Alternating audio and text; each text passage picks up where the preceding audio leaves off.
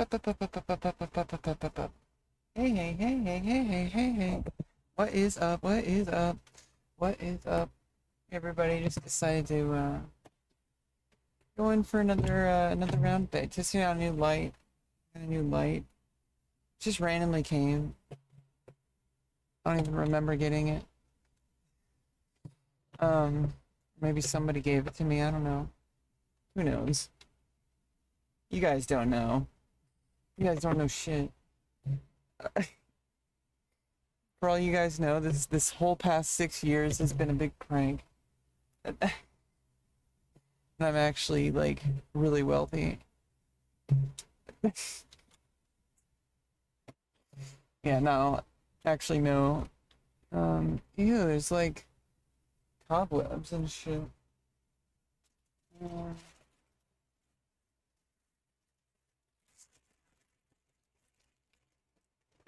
Get all that out of here. See, look at this gross, all these cobwebs. These cobwebs. It's all these cobwebs. What's going on? Why are there all these cobwebs? Why are all these cobwebs, Chad?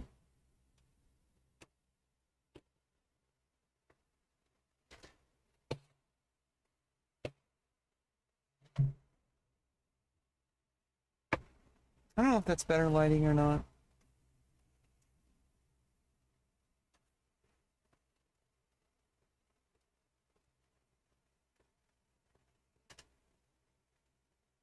Yeah, maybe, I don't know.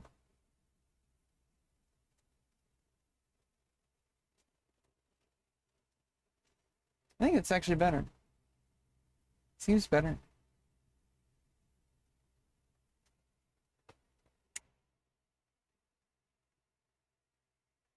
Is that better?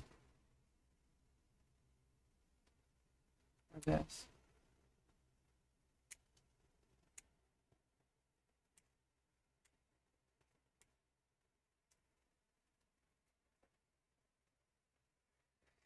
Yeah, I don't know. This is kind of nicer because it's like I get the lights from the two different directions instead of right on me. But then, oh, there's some extra shadows.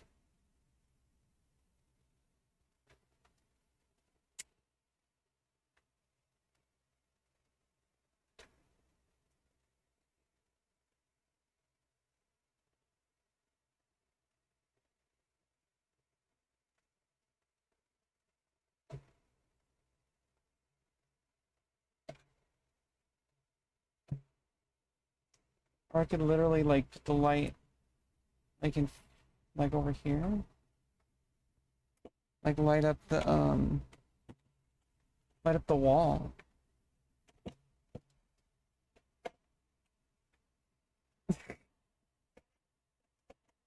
That's a thing, right?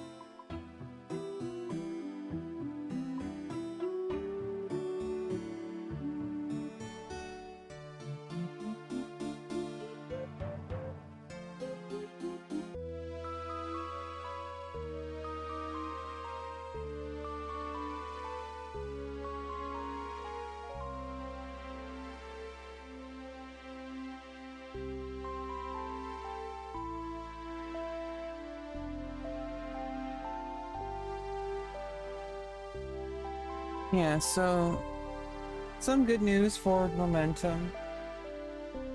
Got a call today to start the intake for my ILS/job coach. I'm gonna be getting started soon.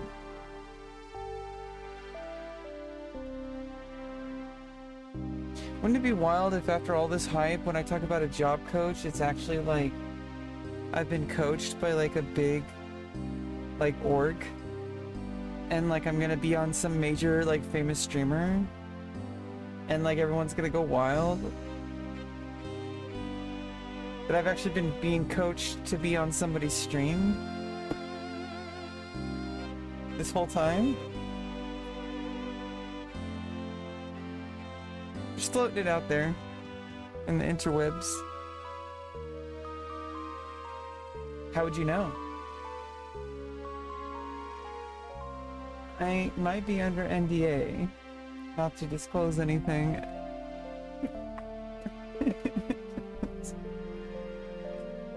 See, I can say shit and nobody's gonna know, right?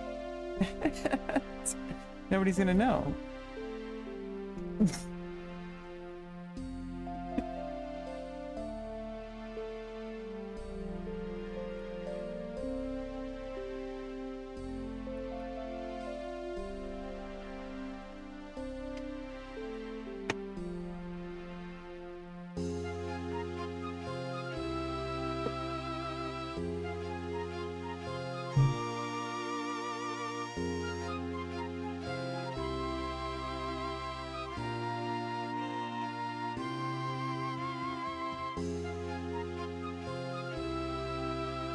Nice rack.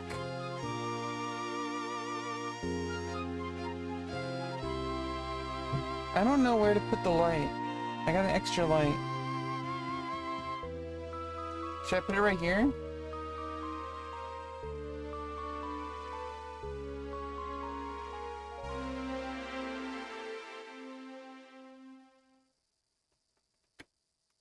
That was cool.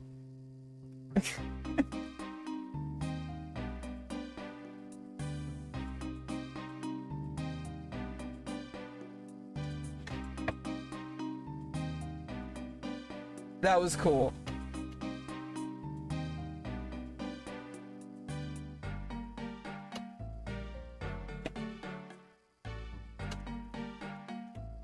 Is that a good place for the light?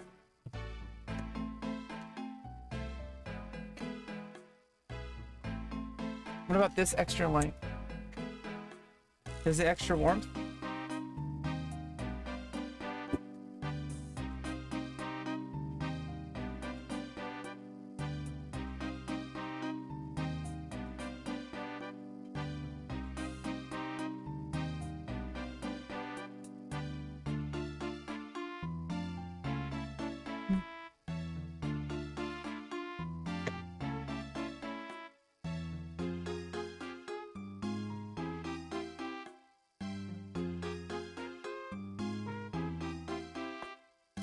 I told you to take the garbage out, and you didn't do what I asked you.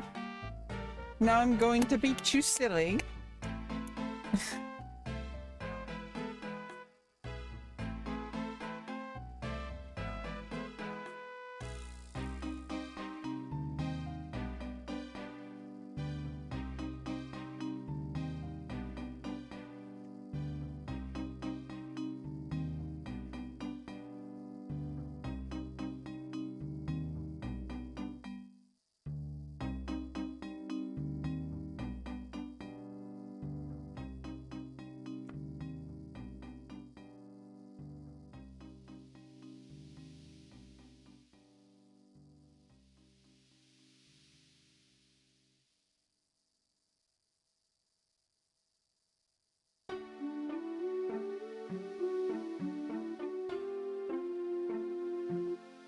Okay.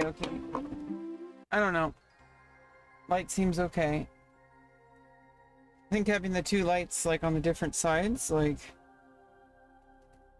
I don't know if doubling down on the lights is... Actually? Light from a slightly lower angle upwards? It's not so bad.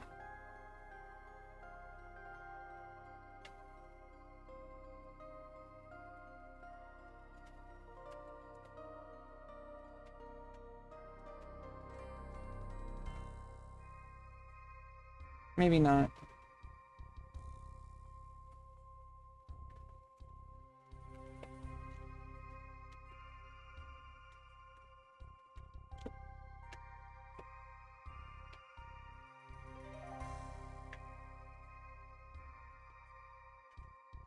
Yeah, I don't really know. How you doing, Jacob?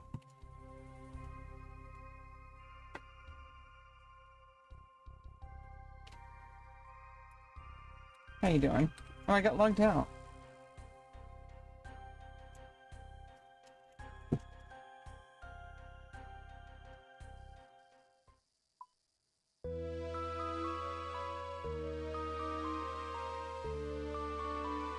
Okay, back to leveling agility.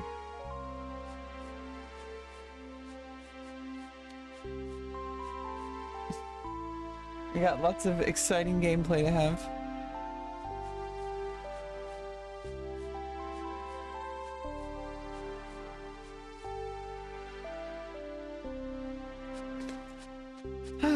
Yeah, I got some rest, but then I just, was just watching some YouTube, and it's like, you know what, like I kind of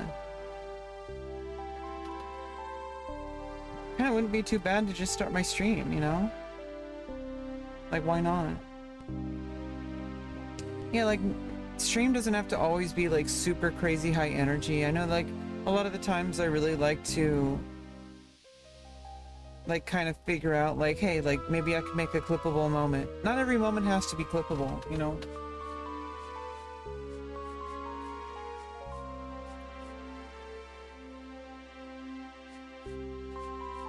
You know, I think I've been dealing with like a lot of unresolved stress, and I know it's like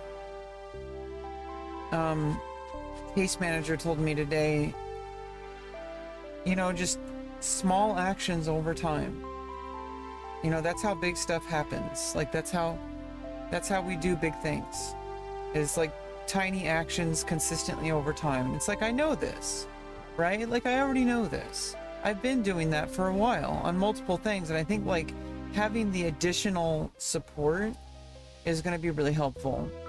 Like having like an external perspective of somebody who's like, hey, by the way, like what you're doing is good. Like you are like, you know, somebody who can like, you know, help me in the step-by-step, like little nitty-gritty things, like building a proper resume and all those kind of things, and seeing what we can do about various different things. And I think I just get a little bit frustrated because it feels like I've been waiting for so long, and then I think my expectations are that like I want things to happen quickly. I think they're probably going to happen a lot quicker than I realize. You know, what's the U.S. Navy SEALs saying?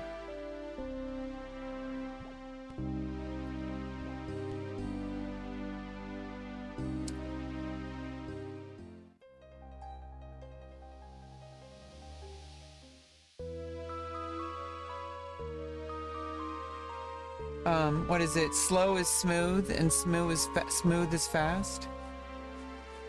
Slow is smooth, and smooth is fast. That's the U.S. Navy SEALs. Okay, like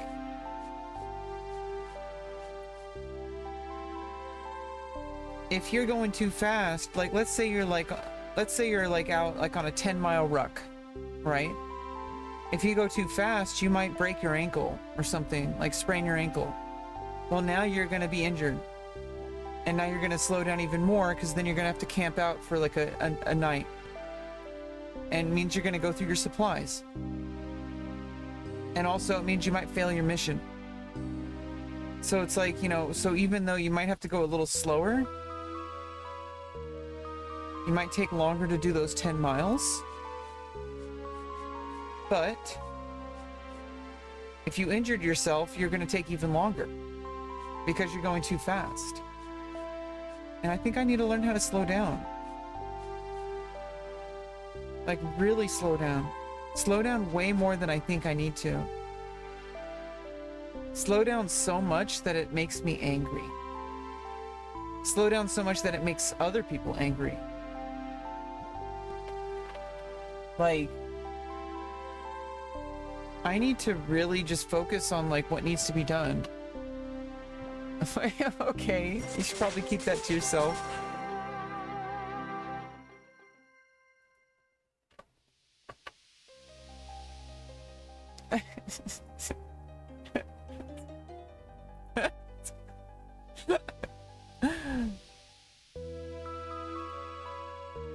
Come back to a different stream. Wrong stream. We're on YouTube and Twitch. Check the URL.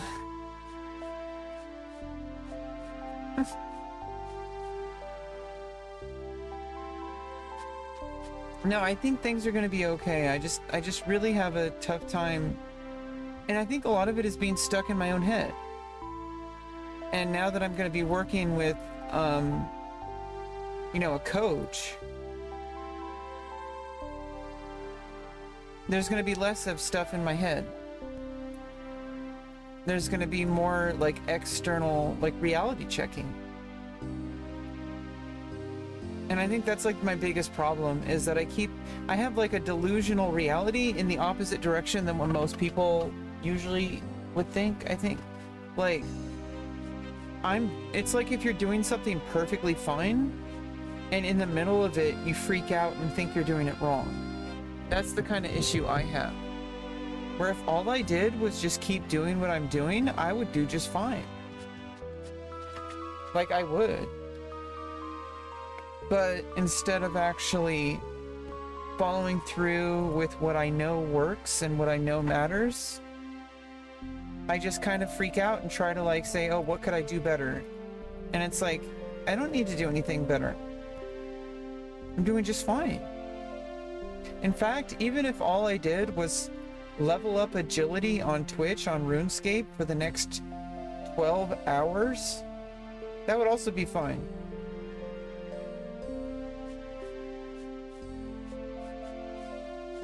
Probably not going to go that far, but...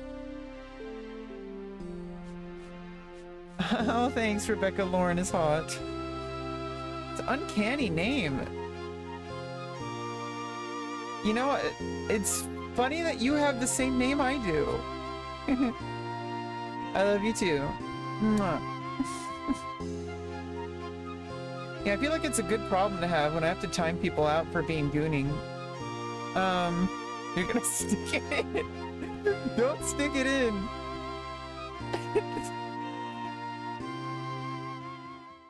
Wear protection. Whatever you do, don't turn on the blender. Don't turn on that light switch.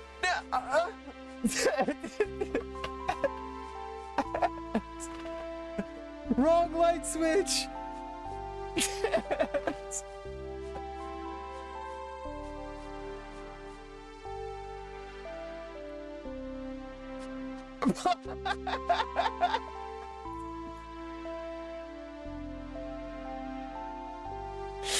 Oops.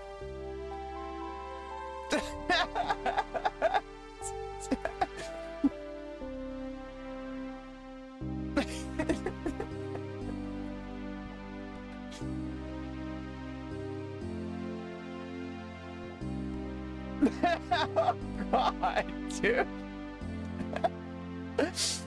Well, don't, you know what, that, I'm pretty sure that voids the warranty.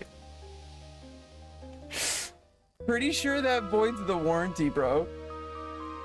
Pretty sure that voids the warranty.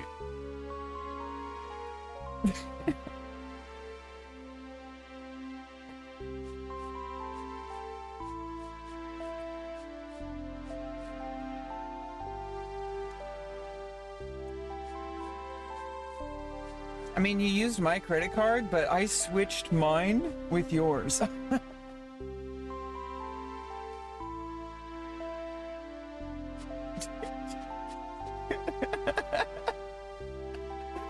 Oh my goodness gracious.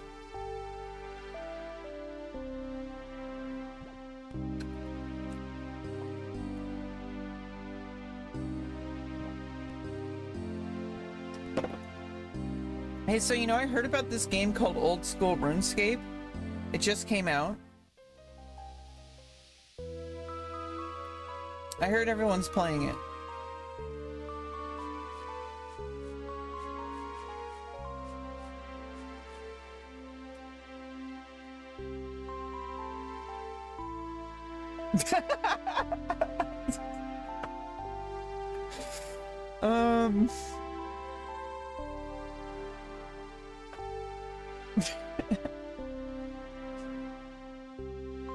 Don't get me in trouble.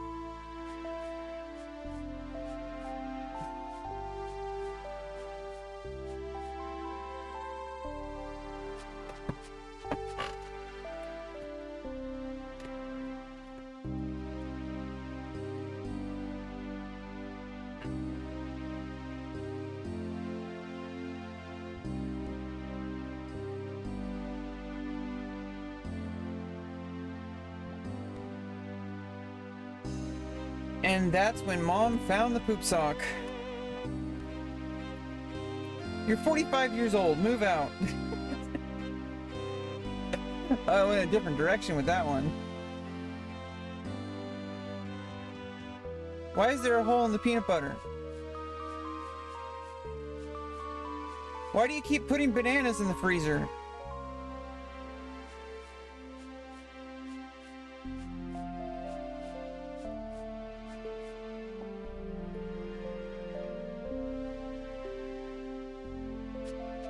Why is the couch cooking? Why is the couch cushion crying?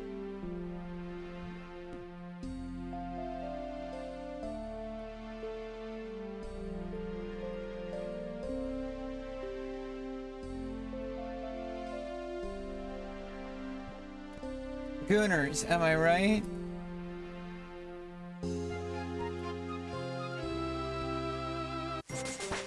Hating and gooning and hating.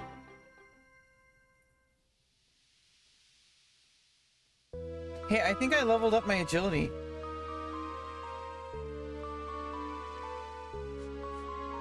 It's level 25.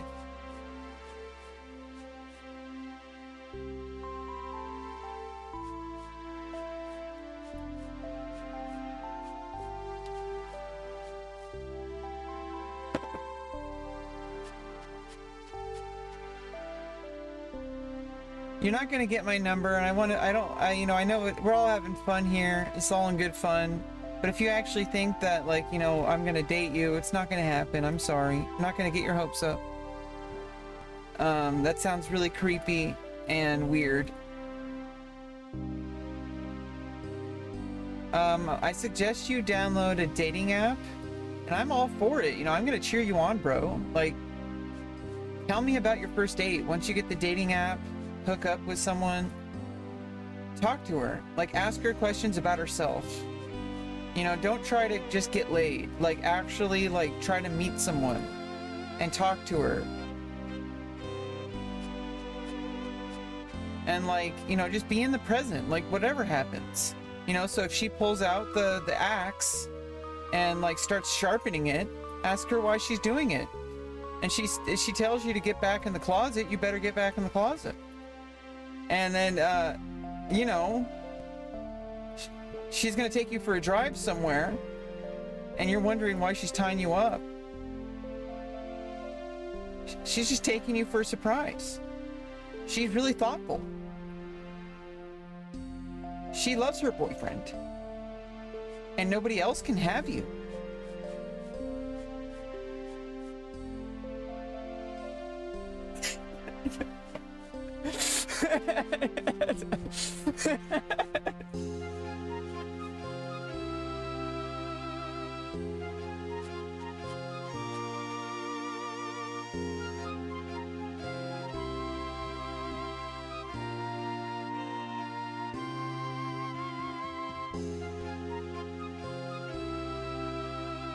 You know, that reminds me of the time when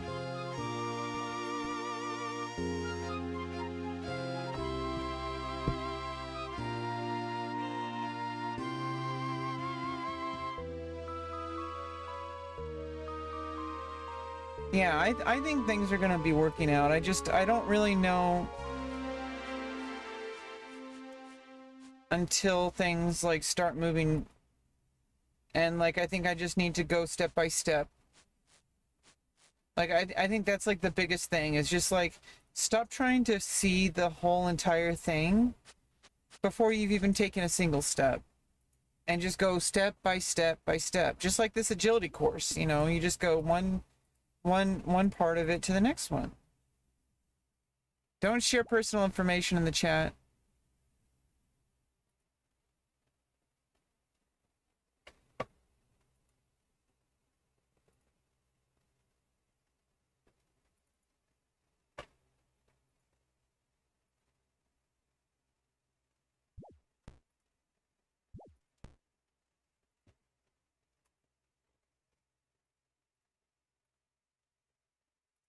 Eight, 6, 7, 5, 3, 0, 9.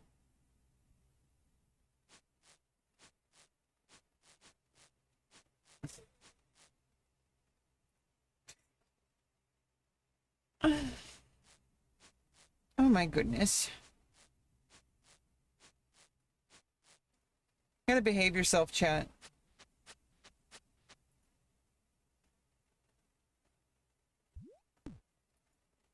Don't want to be in trouble.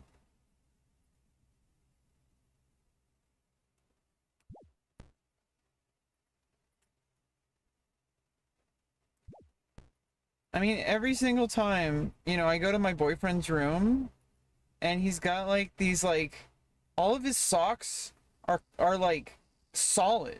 I don't know what he's doing. Is he putting them in the freezer? And he told me not to open the jar. And I was like wondering, his My Little Pony figure was missing.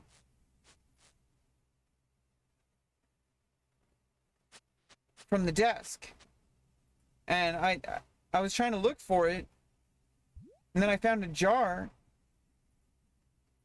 And then he came in and he told me he's breaking up with me. So I'm single again, chat. I don't know what I did wrong.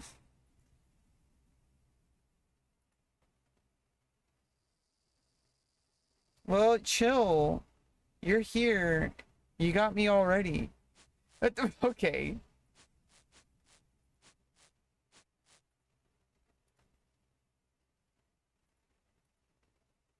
Gooners.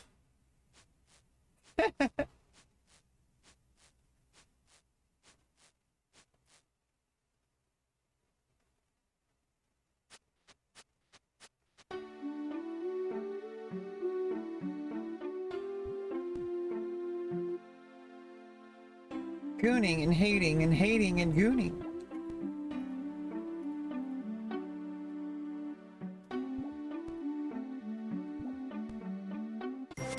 Nice, leveled up. Let's go.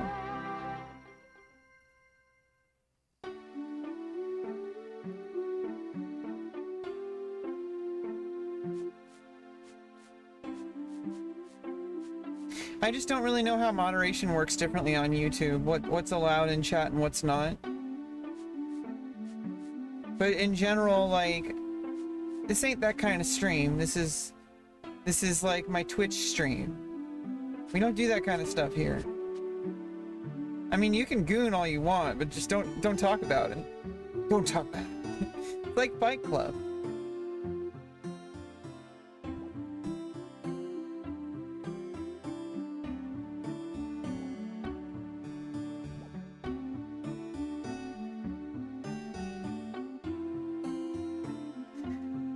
Yeah, I don't know. Sometimes like the existential dread begins to creep in. I climb the building.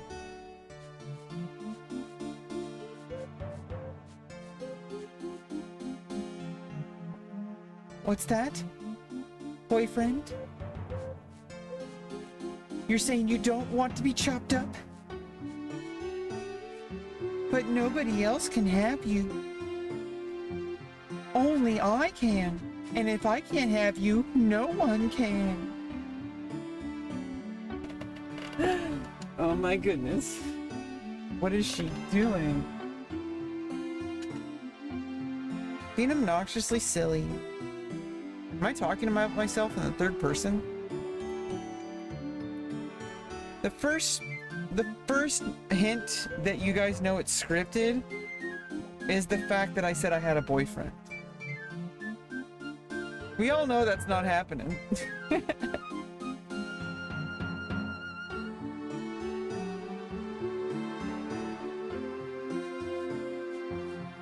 You know, someone like me doesn't get boyfriends or girlfriends. We get booty call. and then we get ditched. Because as soon as the personality comes out, they're out the door. They're like, I didn't sign up for this. Puts pants on, walks out the door. There's a quiz master.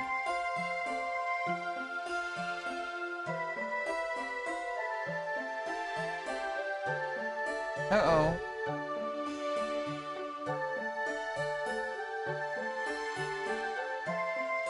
I gotta go around for the quiz master.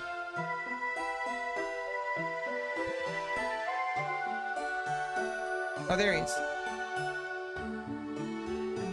Okay, it's your lucky day, Rebecca Smash. You've got a chance to win a big prize in my quiz show.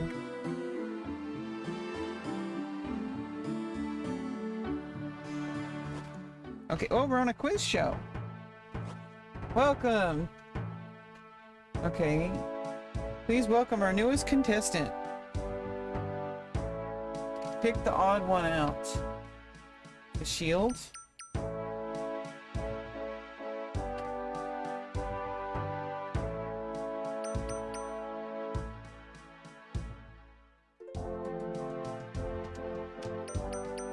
You guys can't see because my camera's covering it.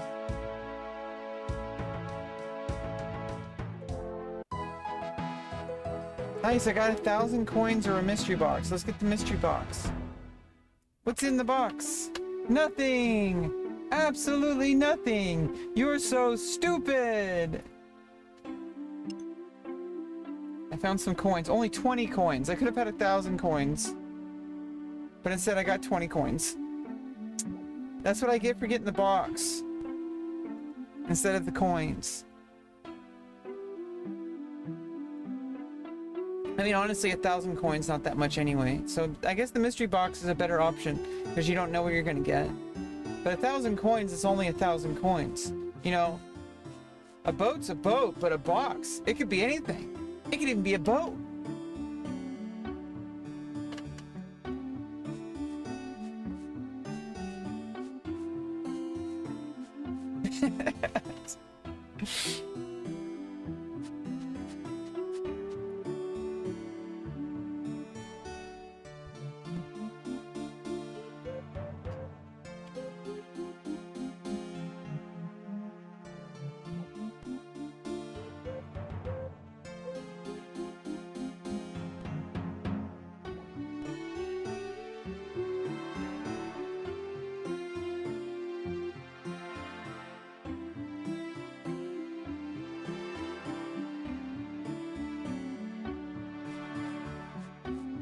Honestly, like, I'm trying to, like, find some kind of thing that's going on in my brain, and I can't.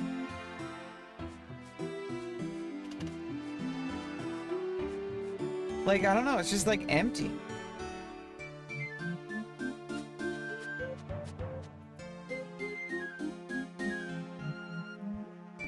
Like, how do people come up with ideas? It's beyond me. Just gonna give up. You're done. You're finished. Off with last week's lunch meat.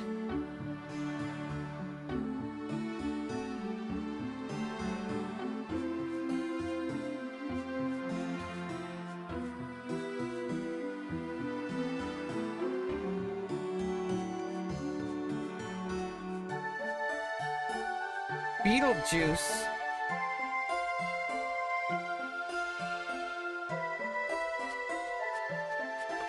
Norse Bjorn.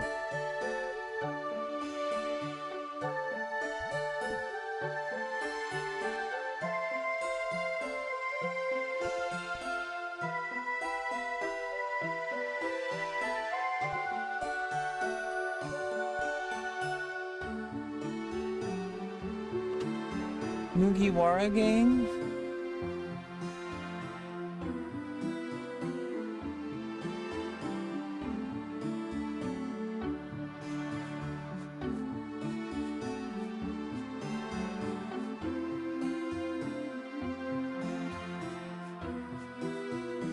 Yeah, I think tomorrow we might need to do...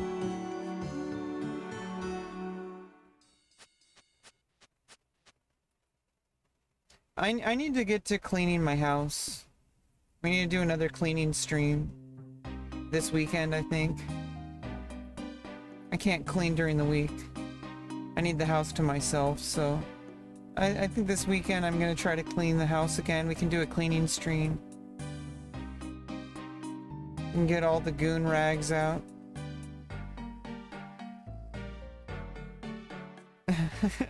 From the goon cave.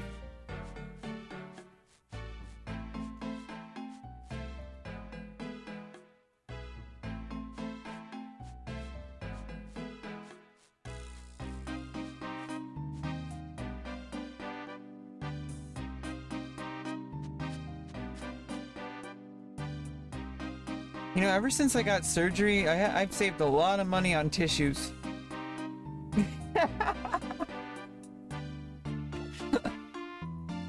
Actually, no, I've actually bought more tissues than I've ever bought before in my life. But, I mean, the joke works.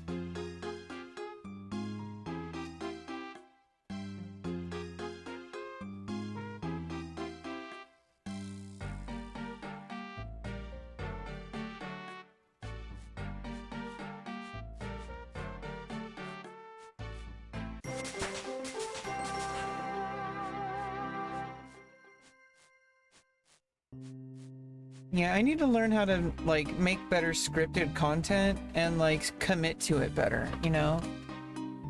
I need to learn how to play stuff up on stream. We need to, like, cook something up.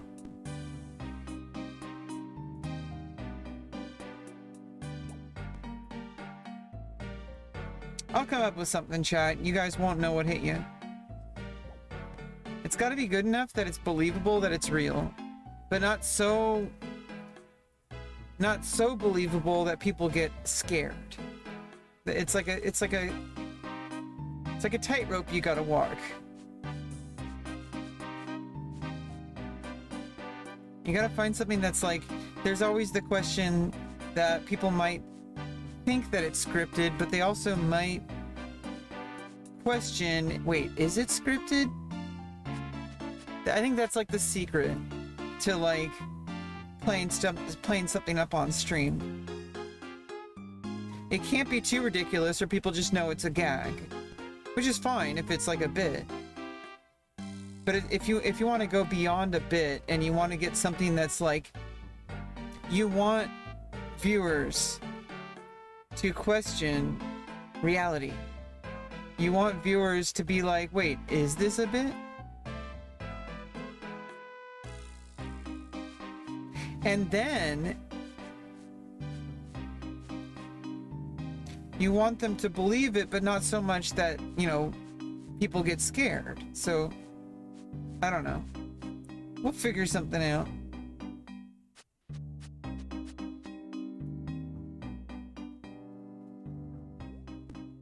I'll consult my team.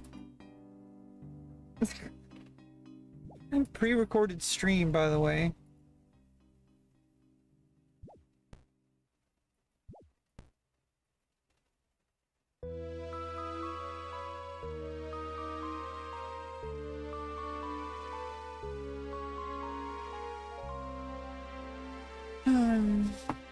Yeah, I think tomorrow cleaning my room and then crying in my room.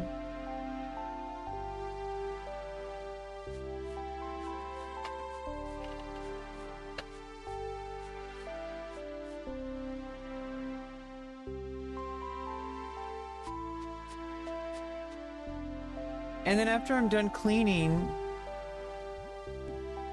I don't know, I want to get back into doing IRL streams. I really, like, committed to it, and then I kind of just stopped because I've been trying not to, I keep forgetting the reason why I stopped was because I didn't want to injure myself. because I've been a little, I overdid it a little bit on the treadmill. So we'll be fine. I think cleaning is okay. That's considered an IRL stream, I guess. And it's a good workout because I'm cleaning. So it's like, it'll be fine. It'll be fine. It'll be fine.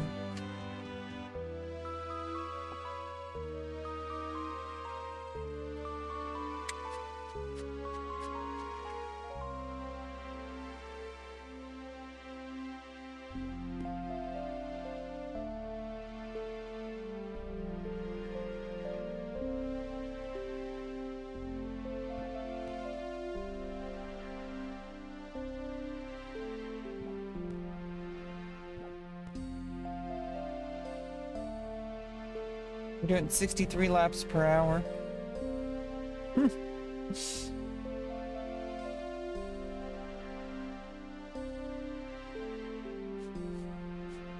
Oh, their name is on the top left when you hover over them. I didn't even realize that.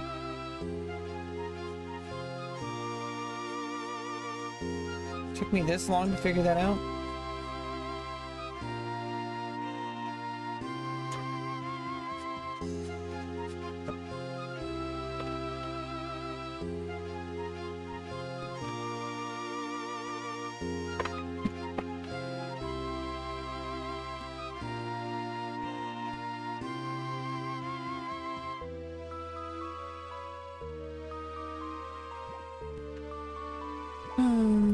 Yeah, I don't really know what I'm up to.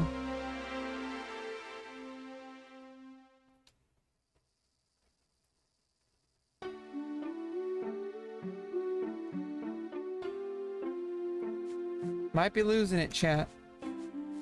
I just might be losing it.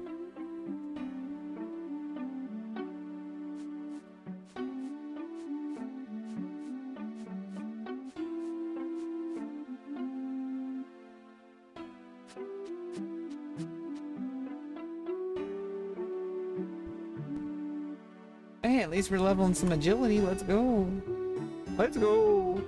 Leveling agility.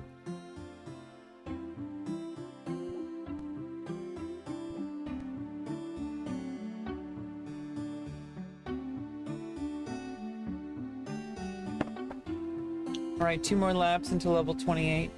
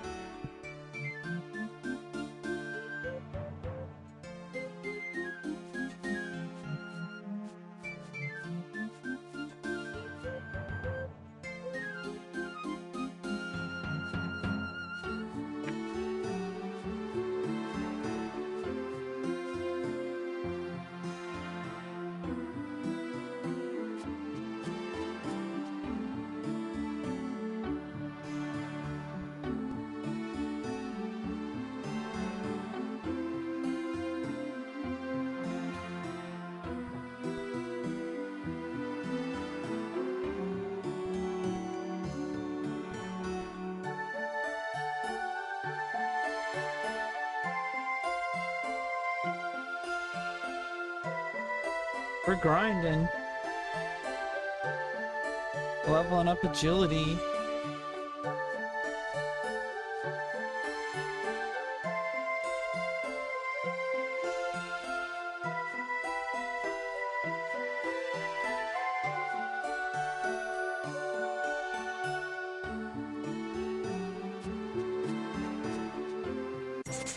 Nice, level 28. Let's go.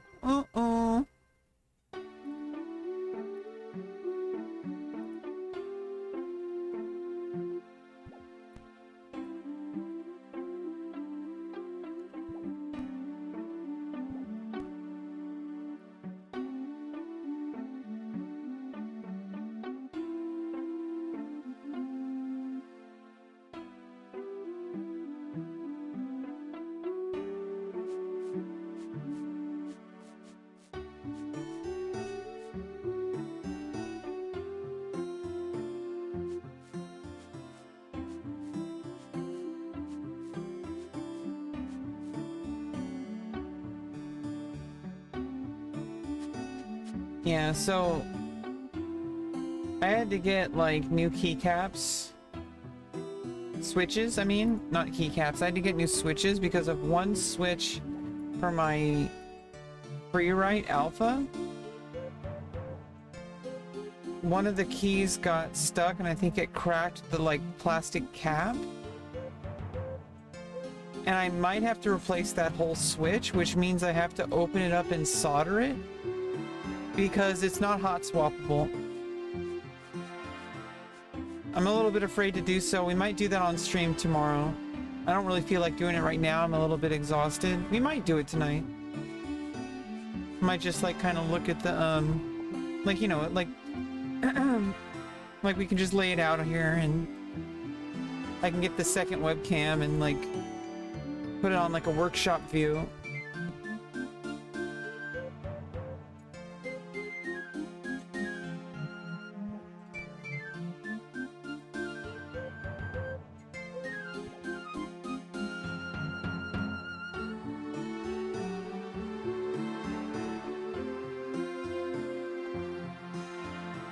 Let me actually go get the second webcam.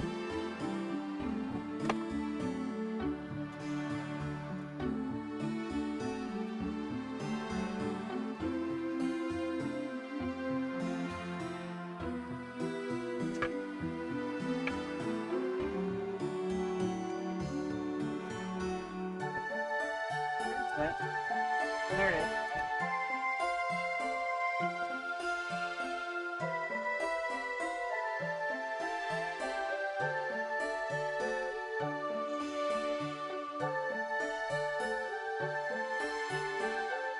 Okay.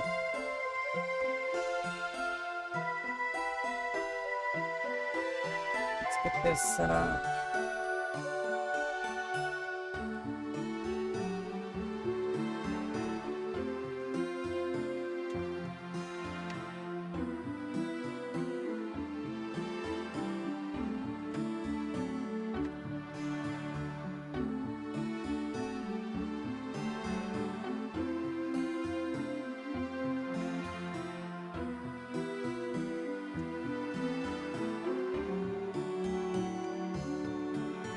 Okay.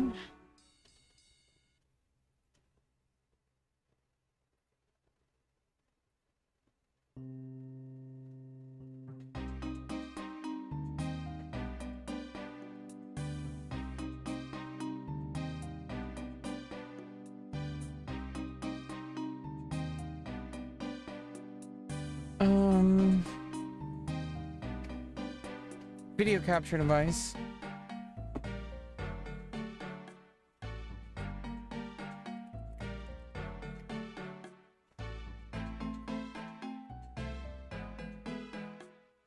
Yeah, there we go. It's a desk cam.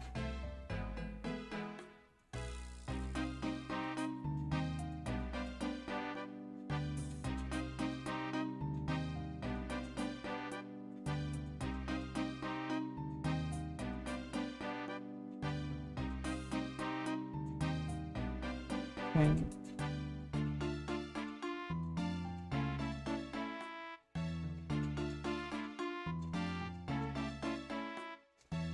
Okay, so this is my regular keyboard, but we're gonna here.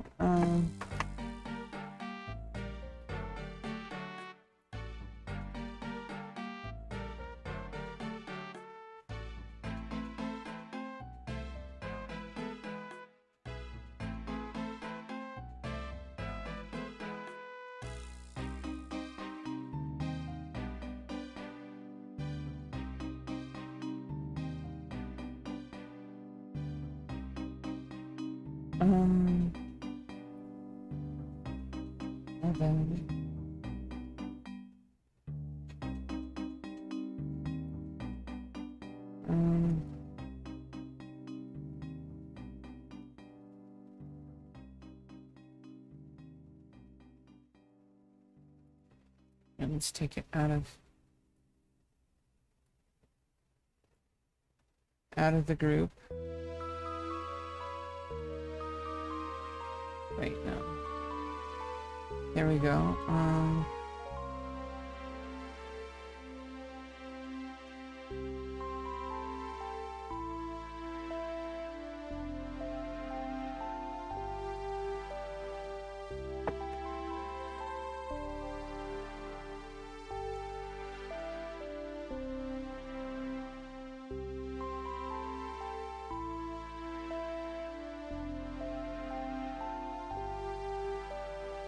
Whoops.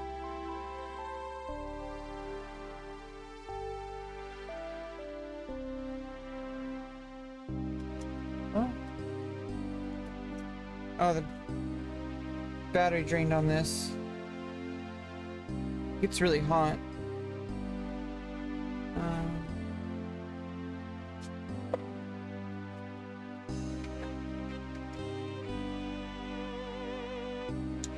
Well, I mean, I just got it, so it needed to be charged. Okay.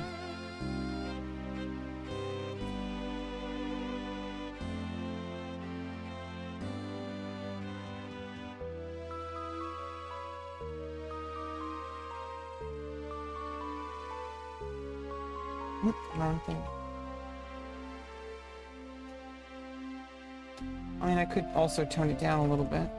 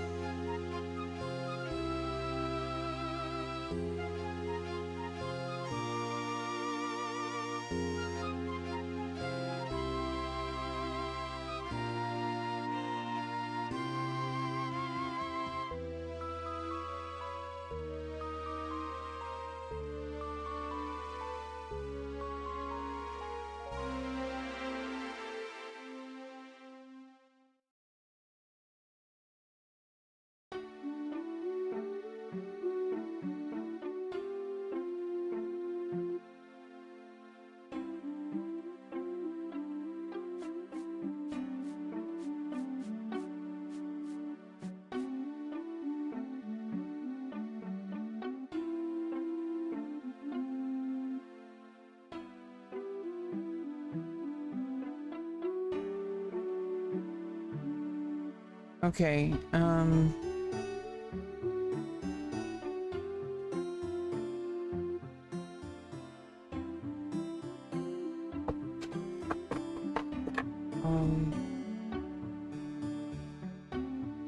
okay.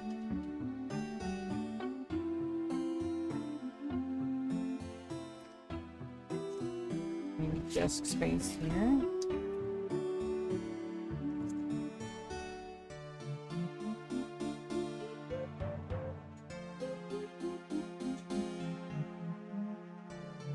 Let me... I do this.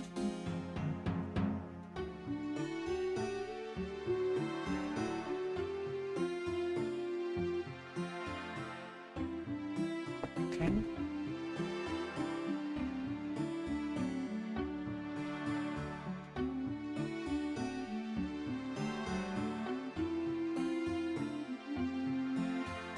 All right, there we go. Now you guys see what I see.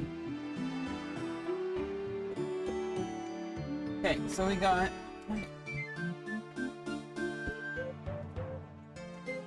these switches. Might need the soldering iron.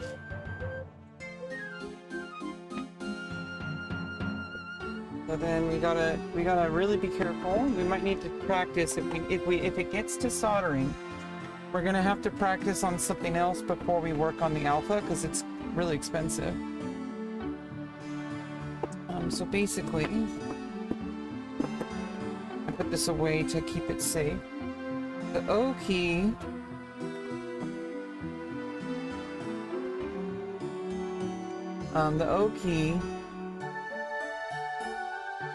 was getting stuck. And so I was having issue with the switch.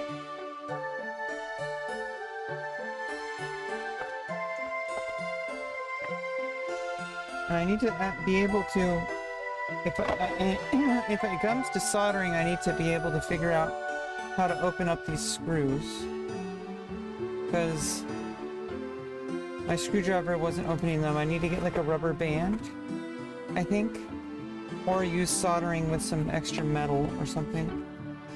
But hopefully it doesn't even come to that, because I think what happened is like just like the little plastic part broke, and I don't think the base part broke.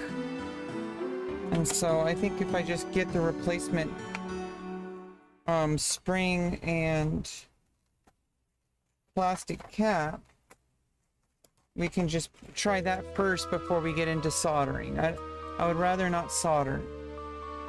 And luckily we have a lot of backups in case we screw up. So now I have all these backup brown switches. These are Kyle H keyboard switch, 20 pieces. These are brown V2 switches.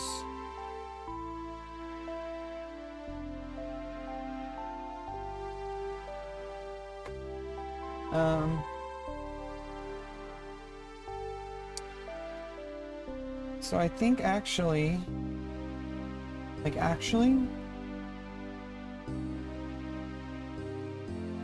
might just need this little clear plastic part.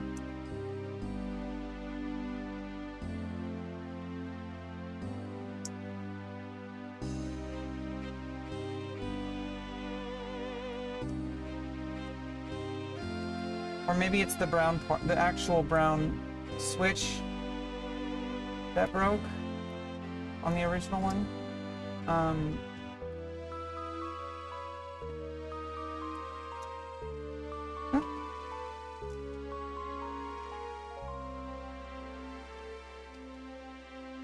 don't think it was the brown thing.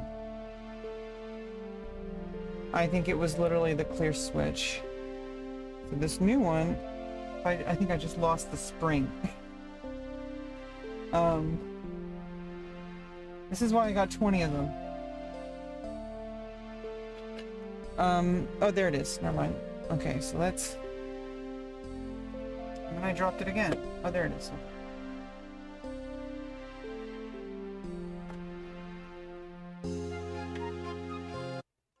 Alright, where's my... I had tweezers.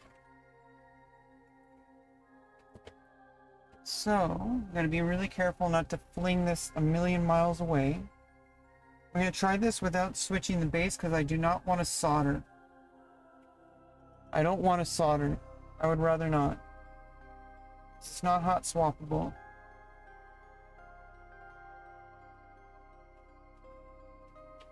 And to make this easier, I need to,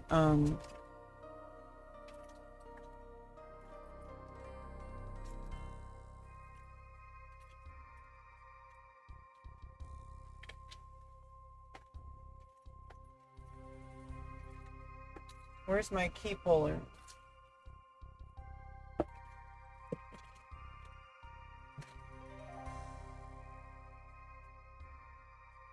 Like, really? I straight up just had it yesterday.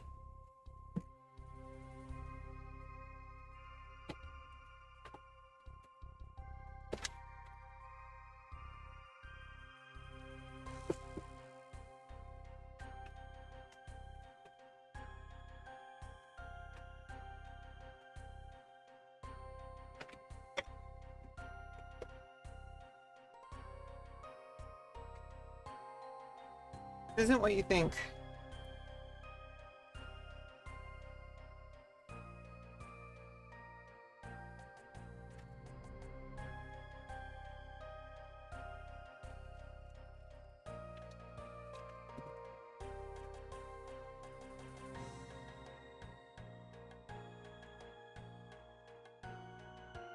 Okay, straight up.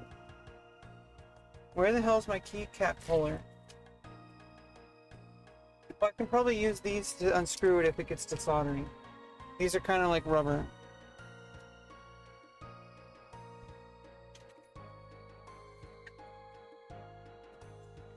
Oh, there it is. Okay.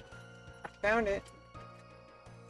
Found the proper keycap puller.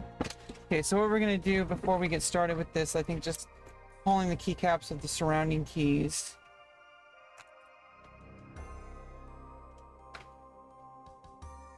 Just to give us more space to work with.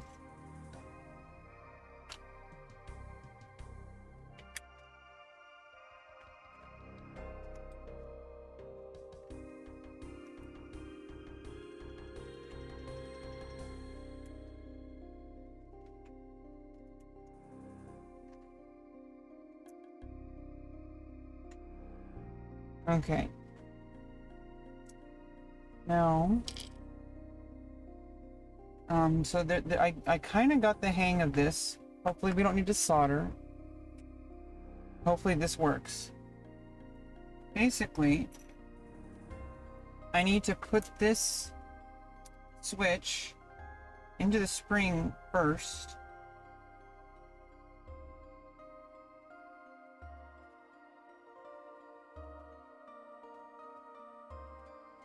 Yeah, that's the proper one.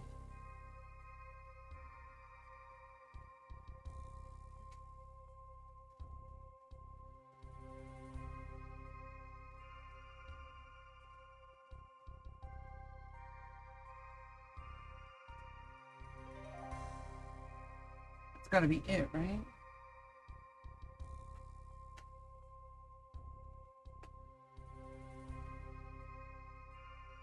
Yeah. Okay, yeah, there was a little plastic part that wasn't there on the other one. So I think we might be in better luck this time. And I think the plastic part was also broken. Okay.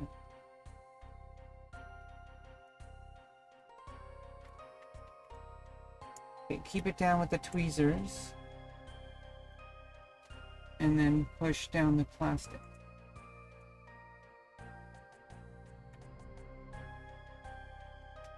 Oh, no, this is like not situated properly.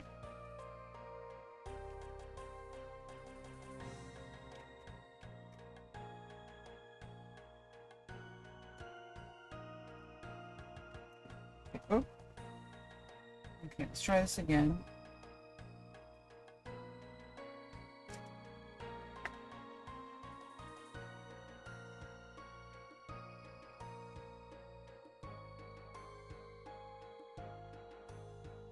Okay, there we go. And luckily it's a fresh spring too. I think the spring was also bent on the other one.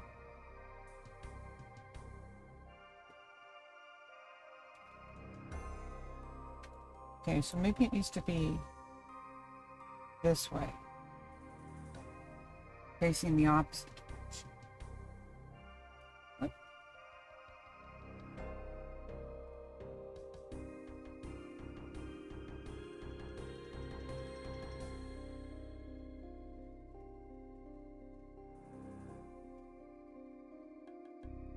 Push it down. See what happens.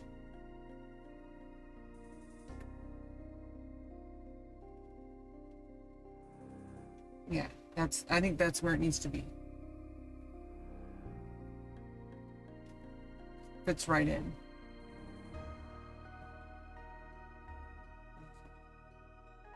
Now, I'm gonna push that down with the tweezers.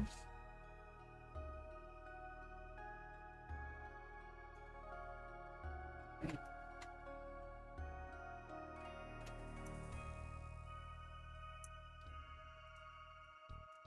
There we go.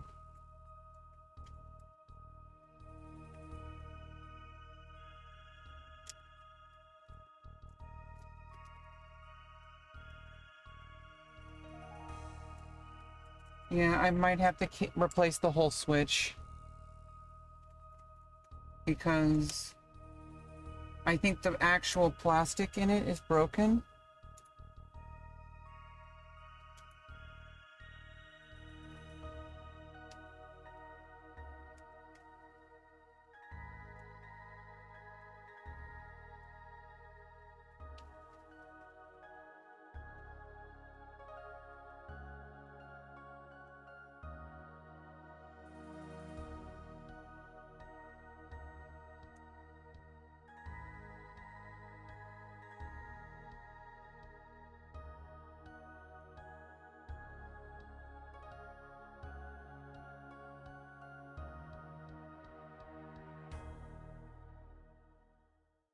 Unless there's just like, unless I gotta like do something with it.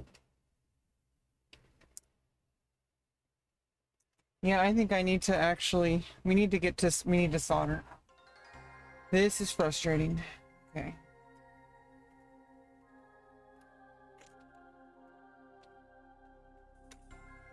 We actually gonna have to solder. This, cause, okay, let's compare. Let's see what's broken. And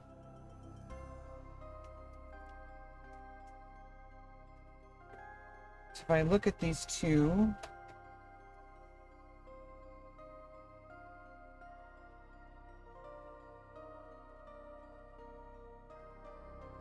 yeah, there's broken plastic.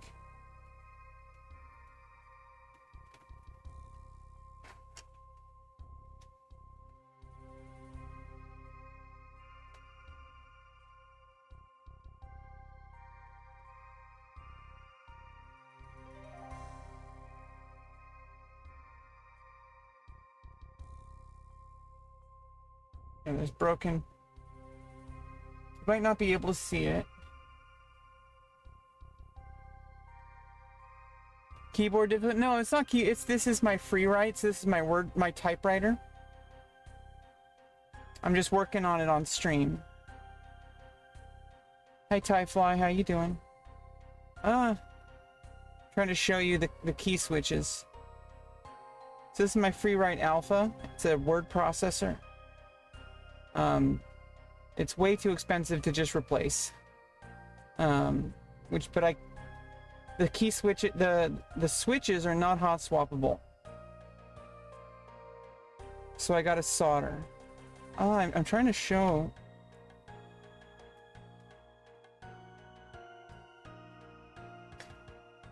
There's like, you see how in the switch, here,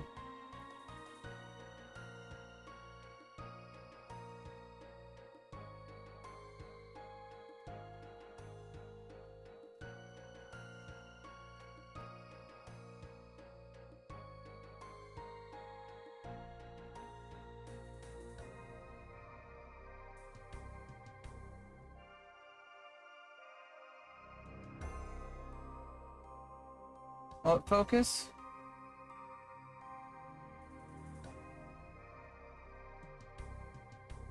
Come on. No! Oh no. Yeah, so like this one is a working key switch. On this one, so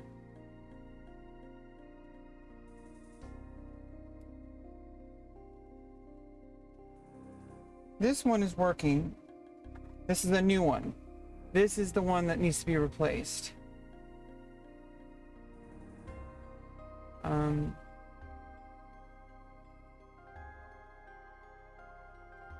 I don't know if you can see the black plastic like on the top.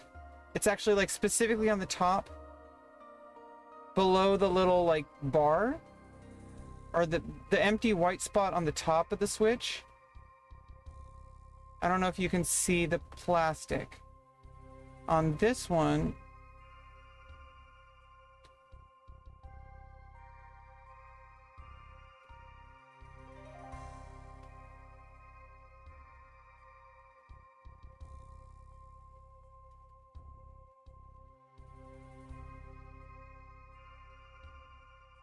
There is a full plastic part. I mean, I don't know. I think I've shown enough. But unfortunately, these are not hot swappable. I would not be able to remove this by force. I have to actually open this thing up. You know what? I should probably just take all the keycaps off just to be, so it doesn't get annoying. So we gotta take all the keycaps off. I may as well clean it out anyway while I'm at it. Here, let's kind of gives more space here. Oh, here. Let me make my webcam a bit smaller.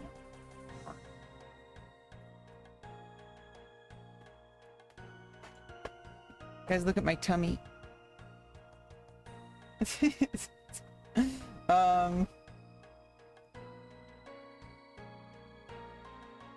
Wrong way. Okay, opposite direction.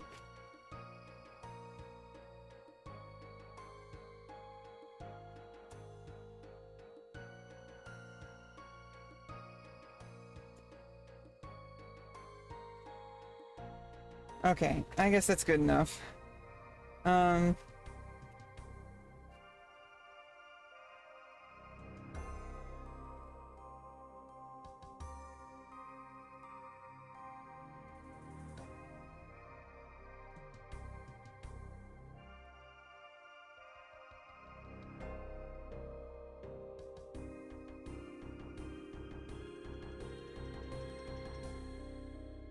Yeah, there we go. Now you guys can see the whole desk.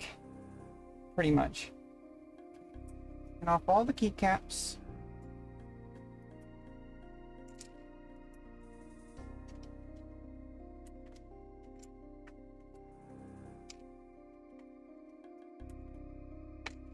I can probably leave. I don't want to take off the original keycaps because they're a little bit hard to take off and put back on compared to the custom keycaps I got. I already forgot what, I think they're called chalk. No, that's the brown switches. I already forgot what kind of keycaps I got. I like them. They feel like candy. Like, I mean, they don't feel like they just remind me of candy. I don't know why.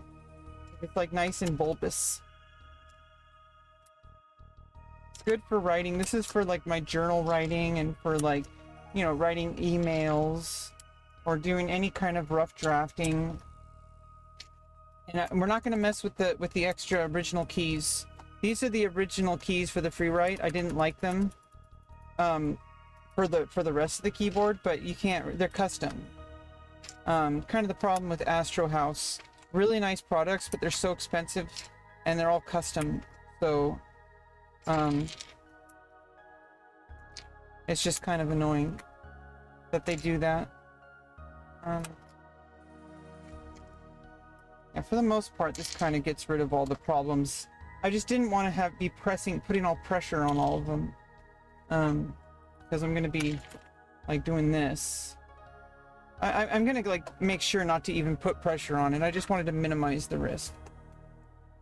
I mean, it's already pretty clean. I could probably get Q-tips and clean it out while I'm at it. But we'll do that after. What do you like to write? Well, I journal a lot. And I want to work on my blog. So I need to, before I do anything, I need to open this up. And the problem is, unless we can try to open it up again. I wasn't making any progress with the screws. Yeah, I think I need to use these rubber things.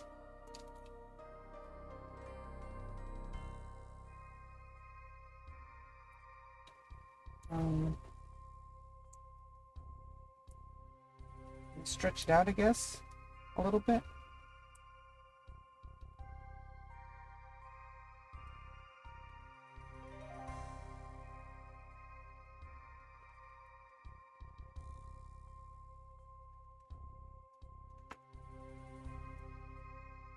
Okay.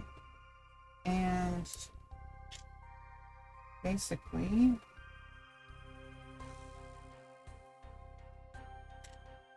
I guess I can put that in there. It's like sticky too. If I can get that in there, maybe I can unscrew it.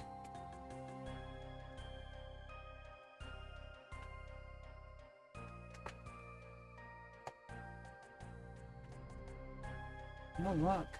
Oh my god.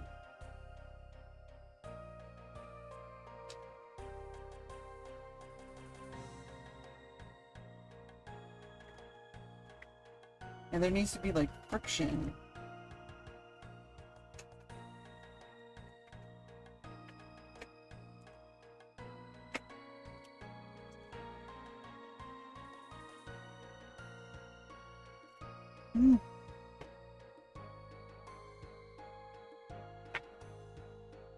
Yeah, so I don't really know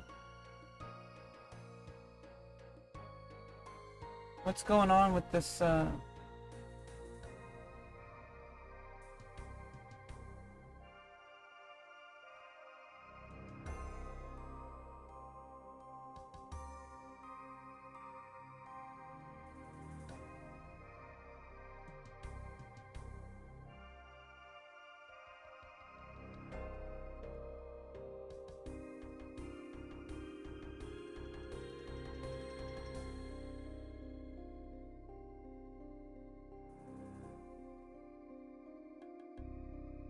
I don't know if it's stripped out or not.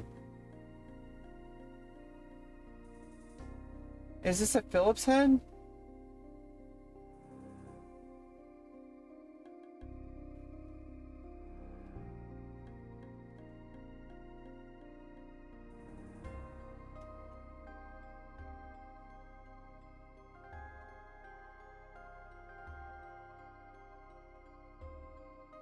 Oh god. Yeah, so I was trying to use the rubber. I said something, there's something about like a rubber band. If you use like a rubber band, you can get extra friction. And I got these rubber things. They're mouthpiece guards for clarinets and saxophones.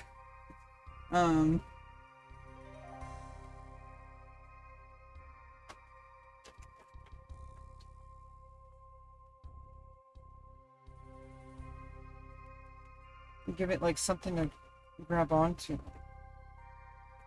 I kind of just gotta.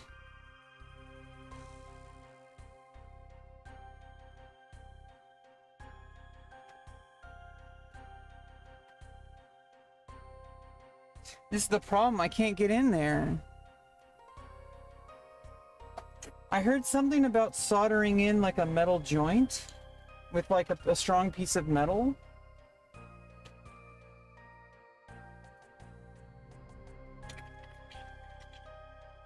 Like, oh, here's a rubber band. It's an actual rubber band.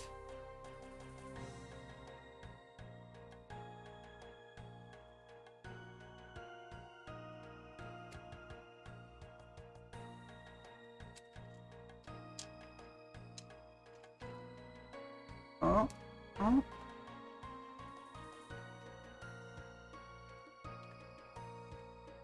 Oh no.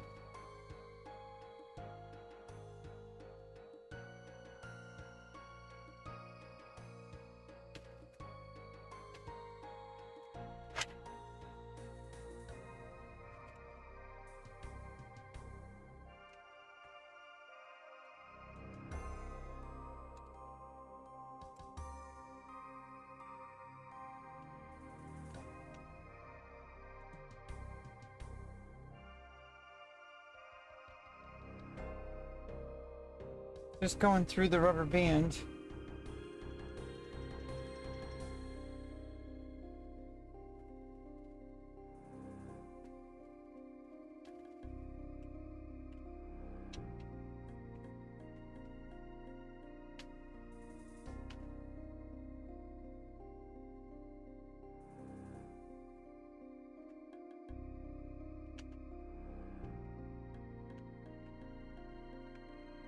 I'm gonna get it situated just right.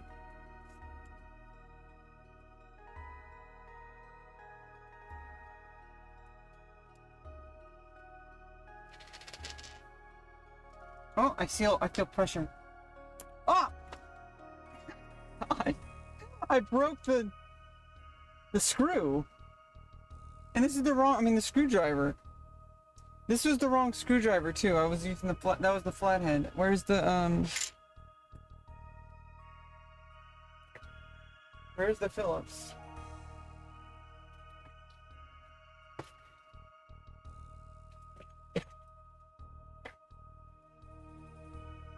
There it is.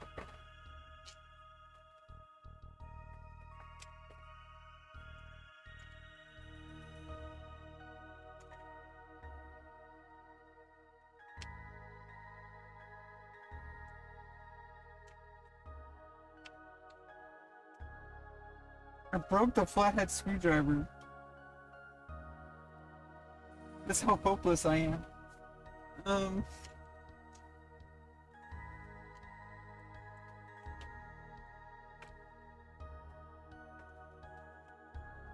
I have never been good at this kind of stuff.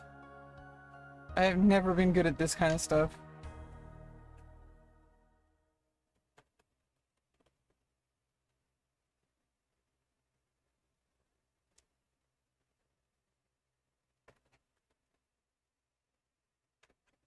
But we'll get it done. I could be independent. Okay,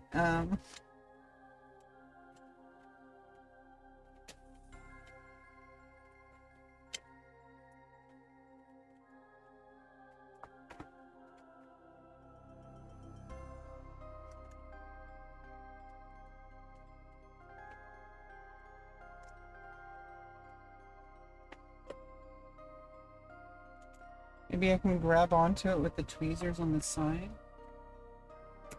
And like, outside of it. Oh my god.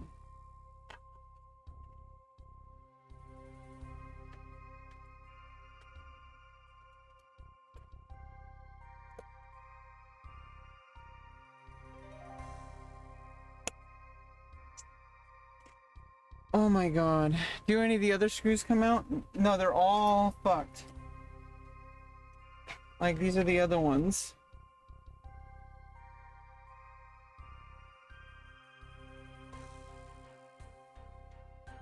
So I think I tried to pull them out with the flathead.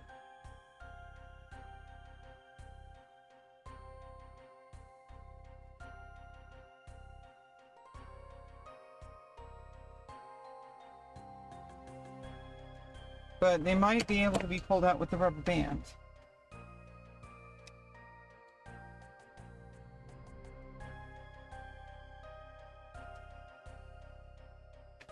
Or I might be able to find... Maybe if I use a different, slightly larger screwdriver. Because this one's kind of small.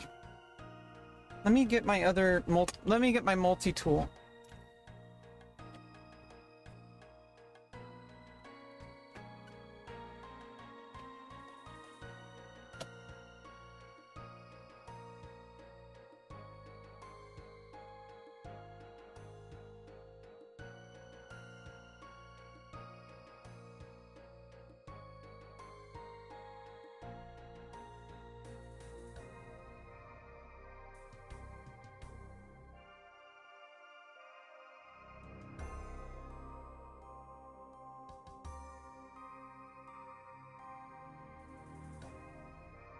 If I can find it.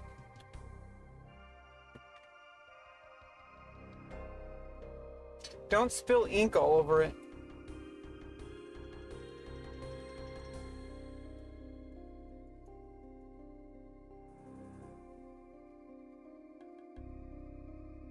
It's my fountain pen.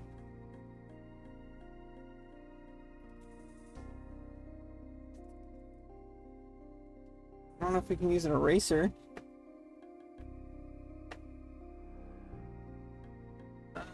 Where's my multi-tool? Where did I put it? Not in my car, I know that.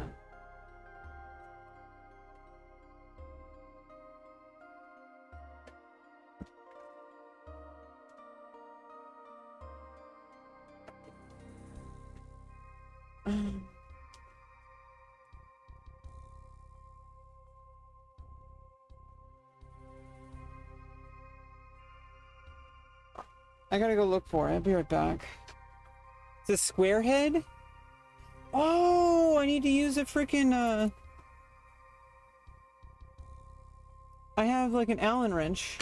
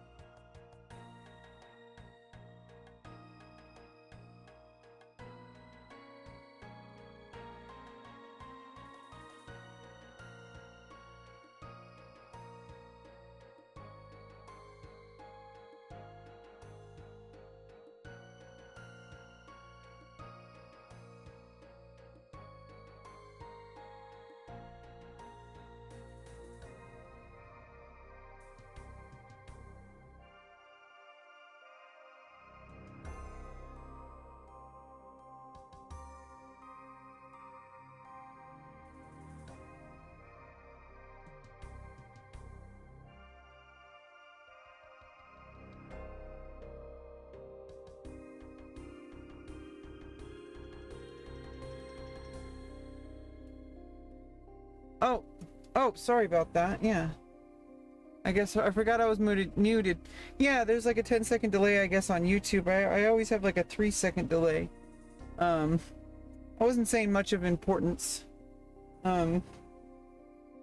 Just trying to look for the multi-tool. I forgot where I put it.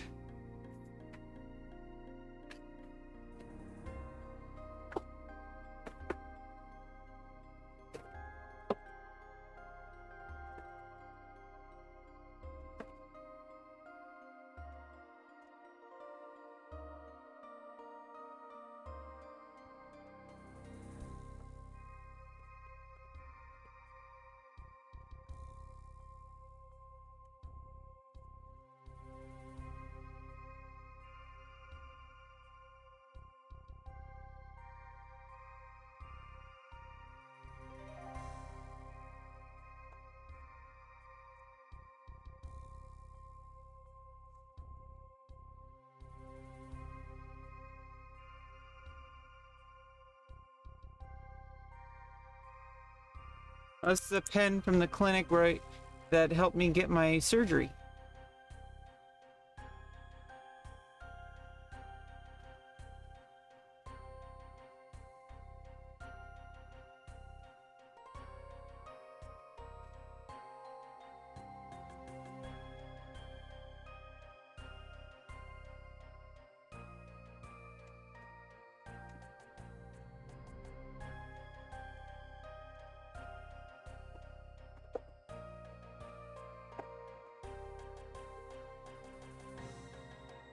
I am so disorganized. What the fuck?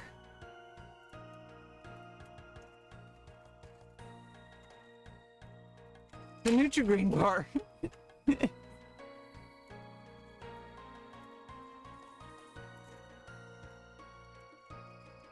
That's kind of a score, actually, to be honest. He had a hernia? That sucks. No, it was vaginoplasty. It was transgender surgery. It was, male to female vaginoplasty. So it was a big deal.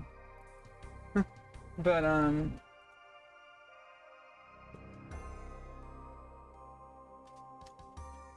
need to find this multi-tool. Multipass. Multipass.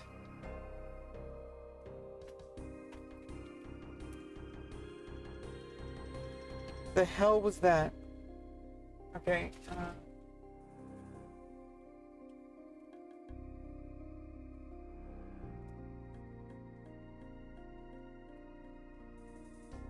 I got this thing that pulls out a trumpet mouthpiece.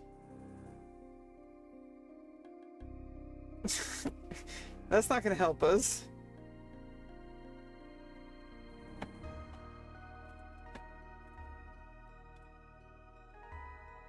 Is it in my car? I'll have to be right back. I need to check my car.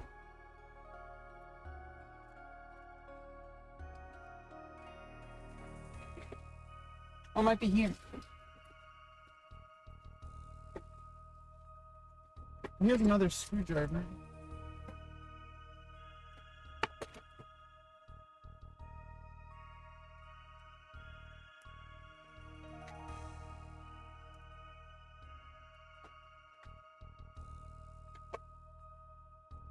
No.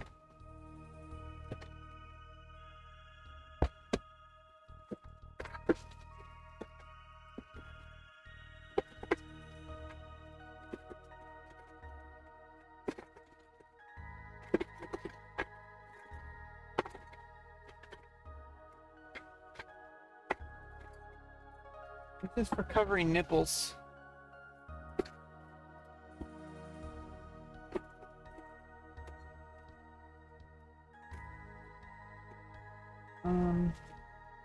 See if this screwdriver works.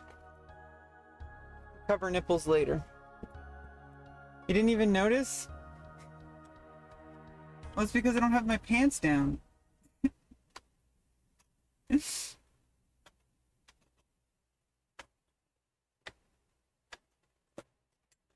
Yeah, this one is a flathead, not gonna work.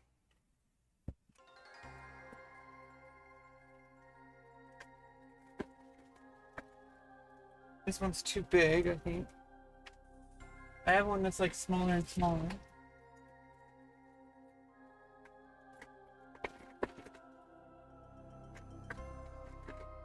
The multi-tool I have, oh, I know, not the one that I was thinking of, but I have a different one that's in my car for my bike repair.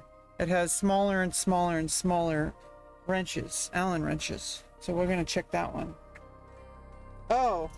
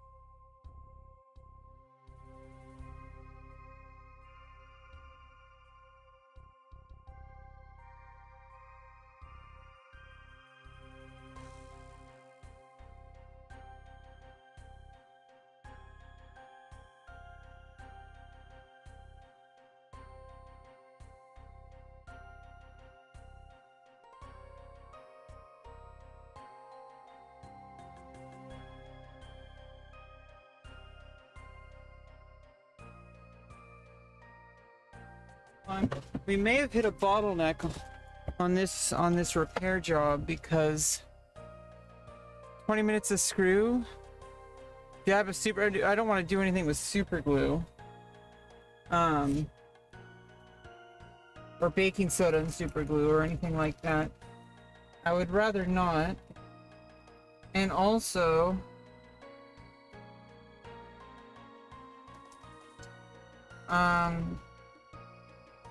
there's other steps we could take too. We can try.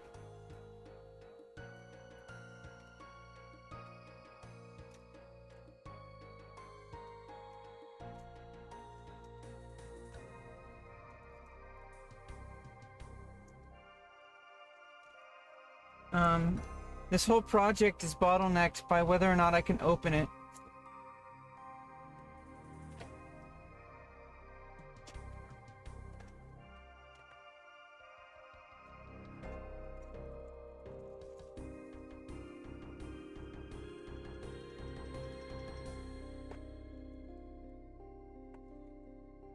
Yeah, and you know what? Like, as far as that topic goes, I've gone through back and forth debates with myself over whether or not I even want to tell people and disclose the fact that I've had surgery. But it's hard. It's like trying to tell, it feels like, it's not like it's like, I don't feel like a fraud or anything. It's not like that. But it's like trying to hide that, it's like trying to keep something from somebody. Like, it doesn't feel like I'm lying. It just feels really inauthentic. Because it's like, it's not that it's a secret. It's just that I think that, like, it's people say, oh, you know, you shouldn't tell people about that. You know, like, you should just kind of, like, you know, wait until you get closer with people. But it's just like, I feel like a lot of my authenticity comes from, you know, a lot of my openness. And, like, that's a huge major part of my life, was getting the surgery. So I have like a lot of different like feelings regarding that, over whether or not to even disclose to people that I've had the surgery, especially if they've seen, you know, like certain social media profiles, because, you know, like, I don't think most people can tell the difference. I'm just going to be actually like straight up. I highly doubt anybody would ever tell a difference. You'd have to be like a gynecologist. I'd have to literally have my legs spread open with your face with like inside my pussy, with like one of those things that like that props open the canal.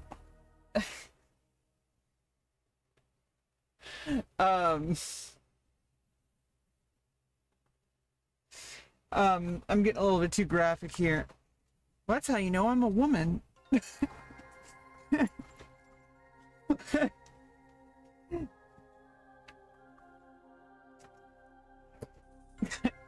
All these arbitrary things, right? Like these personality things that people associate with gender.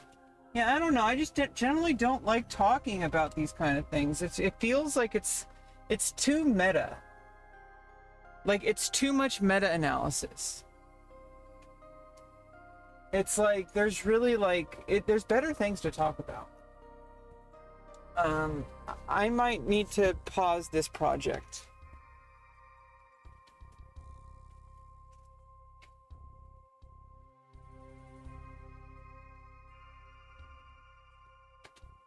Now, we could try the thing that was suggested to me of... Well, let's check out the soldering iron first. I just got it. It was a cheap-ass, like, $10 soldering iron. And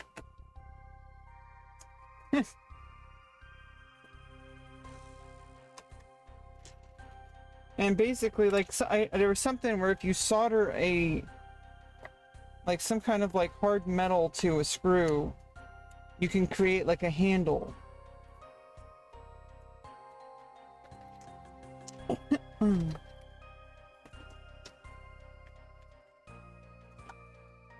And we could also like solder some random things just to practice.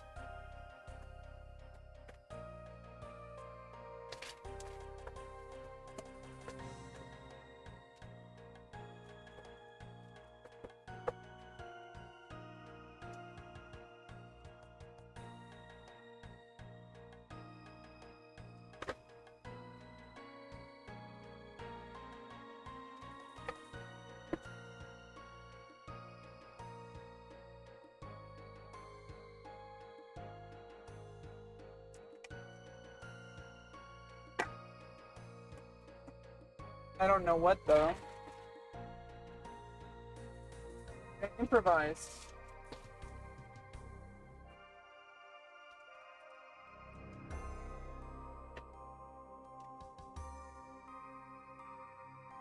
Okay, this wiring is actually like extra. So let's practice soldering with this wiring. We got to strip the wiring. Yeah, my doctor did a really good job, Dr. Celtic.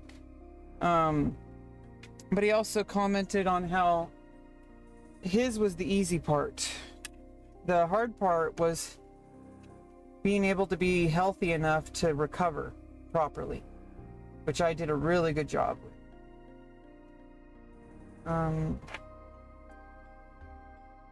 don't know how.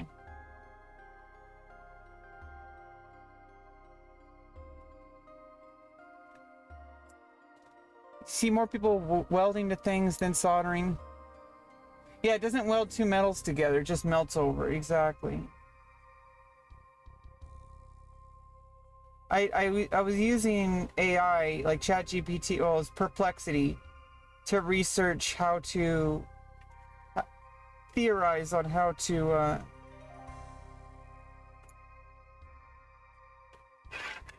here, let's I don't know why I took all the keycaps off. I probably could have kept them on. It's okay. We got stuff to do. Now I gotta put all the keycaps back on.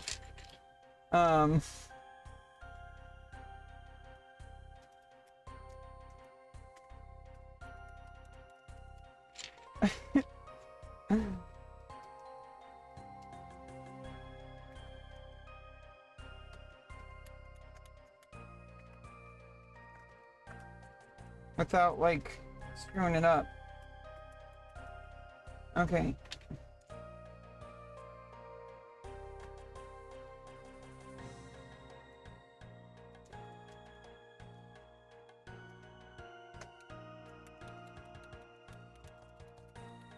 Yeah, it's like I screw up my whole entire typewriter. This is my digital typewriter. I screwed it up with one key missing. So, like, that's the problem with this, is it's not hot swappable. I got this like on sale, so I didn't pay. It's not like I paid a whole bunch, but like I paid $200 for this thing. It's really good. Yeah, AI research is kind of you gotta kind of take it with a grain of salt sometimes. I use Perplexity for anything that involves factual details. Because Perplexity,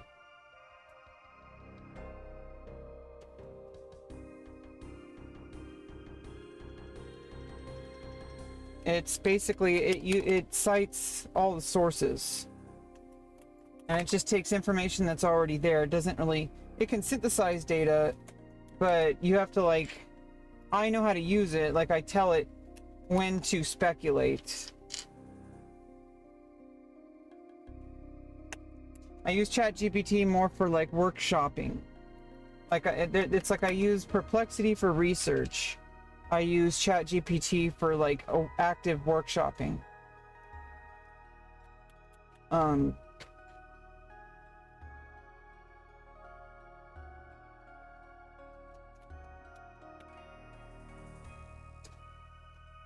No, that was the wrong one.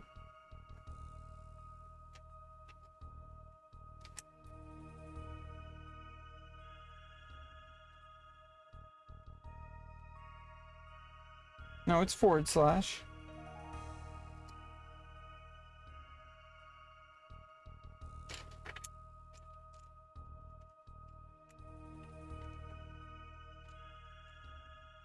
There's no question mark. I'm just like trying to remember how I set these up. I used some that were different than what you would expect, but not by too much. Yeah, the question mark one's here. So I used, oh, I know what I did. This is for /, but for /, yeah, like this.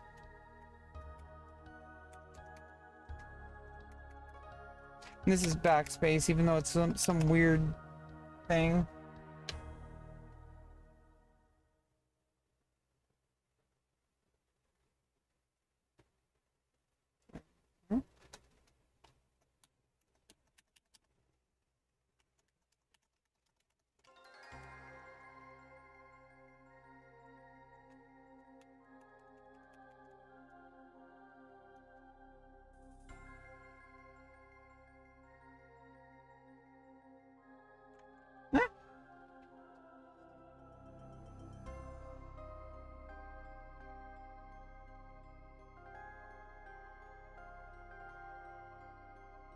numbers are on the bottom, so that means the plus would be on the bottom. Okay.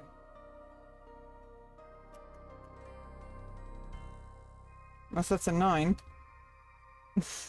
No, the numbers are on the bottom.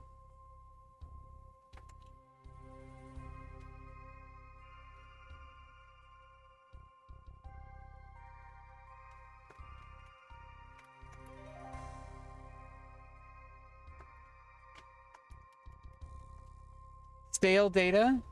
Yeah, sometimes it's like you have to, it depends on the quality. I kind of know how to, like, I've been Googling for a very long time, so it's like you kind of have to know how to Google. Like, I used to do a lot of stuff with, like, doing stuff for, like, Linux stuff. And knowing how to ask the right question is actually, like, a big part of it. Prompt engineering has been a thing for well before AI. Because of Google. A lot of people don't really know that sometimes you have to Google things that you don't think that is related to it.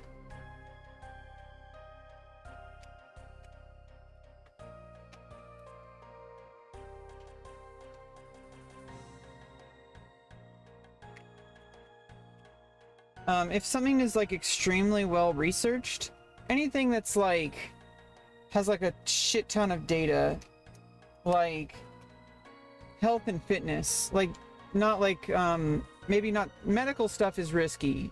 You have to really know what you're doing and work with your doctor at all times. But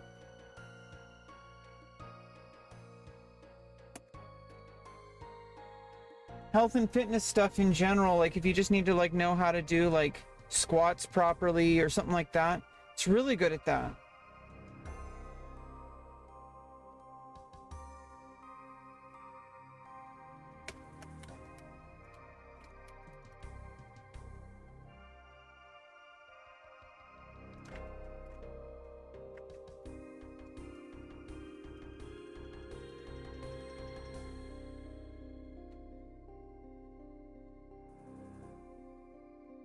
Oh, I got these backwards. The non-shifted character is on the bottom. Is the format. Okay.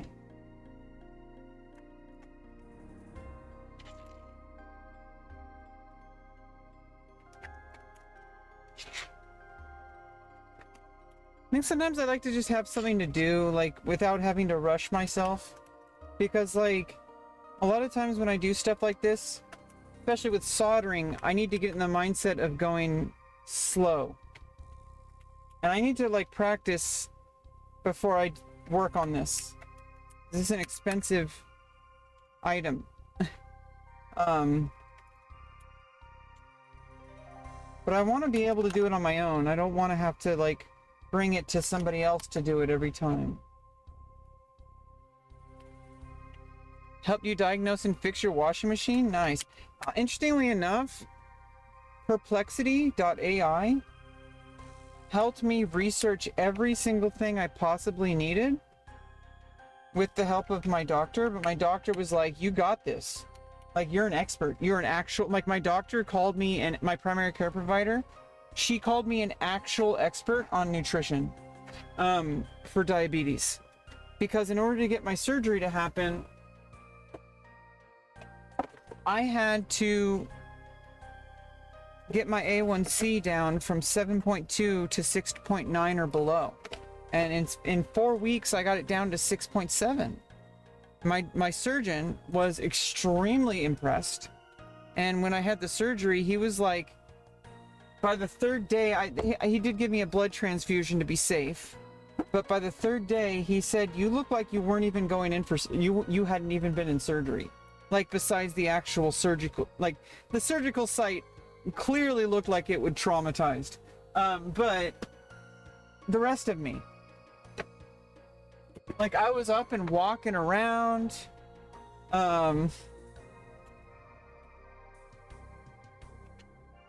You know, like, I was up and, like, walking around. Like, oh, like, I was... What have I done? Oh, I screwed up the webcam setup. I know what I did.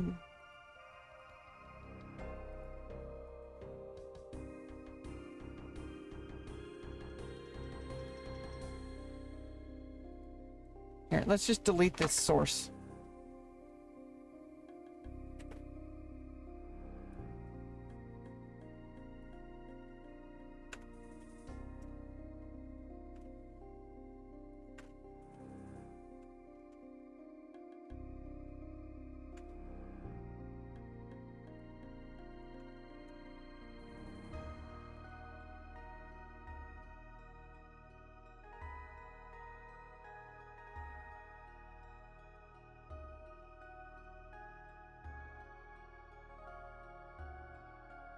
Okay, something is amiss. Okay, webcam.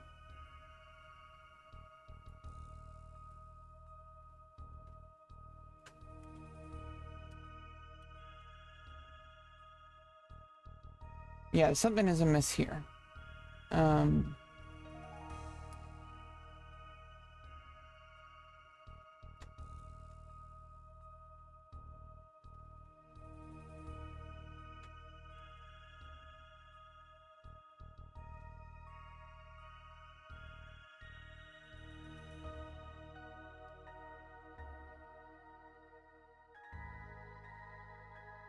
Okay.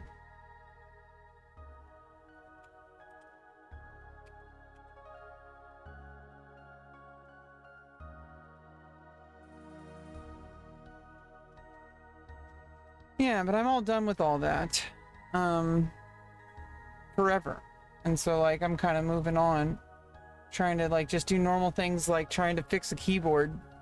You know, that's actually kind of like, it's so easy to take stuff like that for granted. So easy to take stuff like that for granted. For granted. I'll try again. I'll try again next time. I'm gonna try to get those screws off, and then I'll try to do that on stream next time. But I'm not gonna bring that back on until I get the screws off, because I don't want to waste any time doing that. It's not. Oh yeah, I was gonna do stuff with the We'll do that next time with the soldering iron. Let's get back into some old school RuneScape.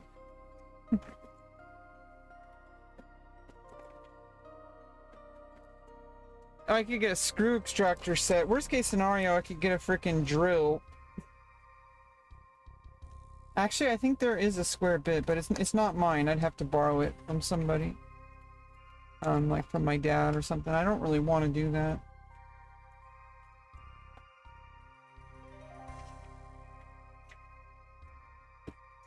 Okay, yeah, unfortunately I took all this out of the box and now I can't get it back in. Okay. I got this. Come on. Handle yourself, Rebecca. Okay. Got this. Okay, I need to eat this a-million-year-old Nutri-Grain bar. Okay, like it's all smushed. It was in my backpack on the absolute bottom of the pouch.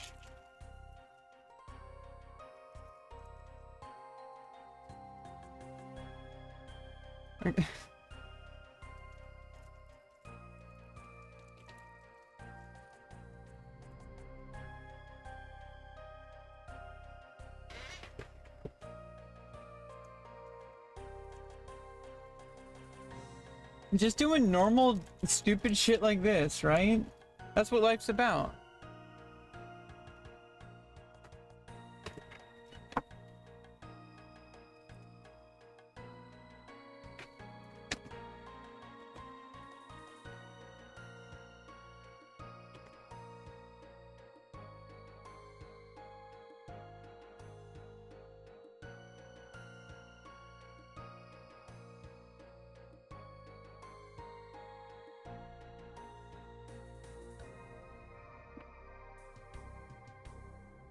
Okay, what the hell am I doing? That was a lot of time of doing nothing. It's okay, that's what life's about. I thought about the problem, which is actually kind of good. Thinking about the problem, you know, it helps you like wrap your head around it. Oh yeah, I need to be careful with the switches. These things are kind of expensive. Not really, but like kind of.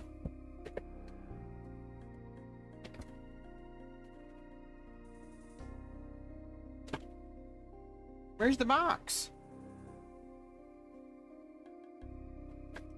I'll put them in this box.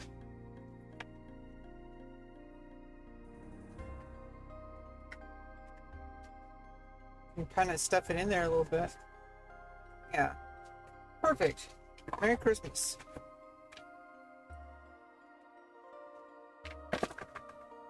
Hopefully I don't forget that I put them there.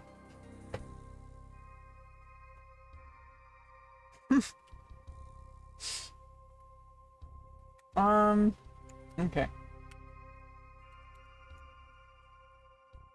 Been disconnected. Oh, and I need to fix... Okay, let's just Control Z our way out of this.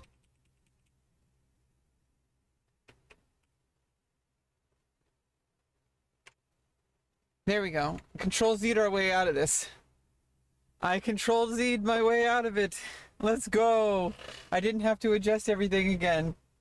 I'm really glad they did that update so long ago. A couple of years ago, OBS Studio added Control Z and Control Y or whatever, Control Shift Z. I don't remember which.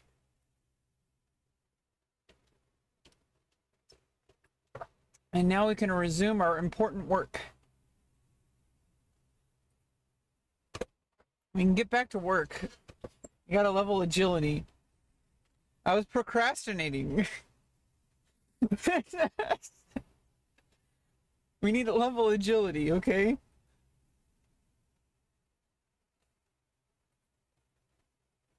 You never played it? Me neither. I'm just getting started. We're level 166. I'm combat level 25.25.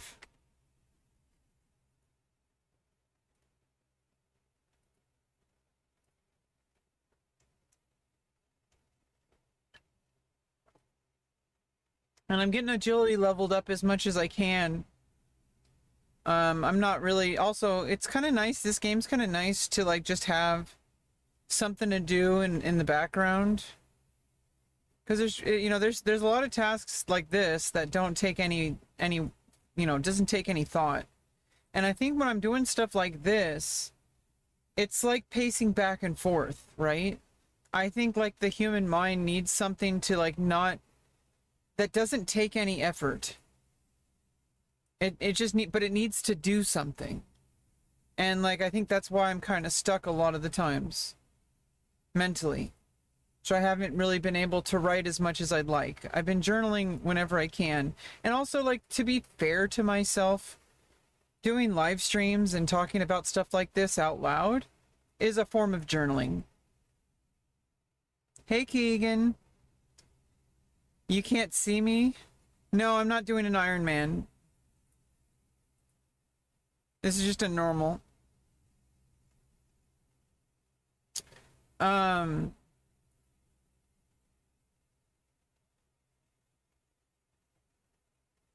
Yeah, because I heard that, you know, I don't want to have to constantly run out of running when I'm doing quests.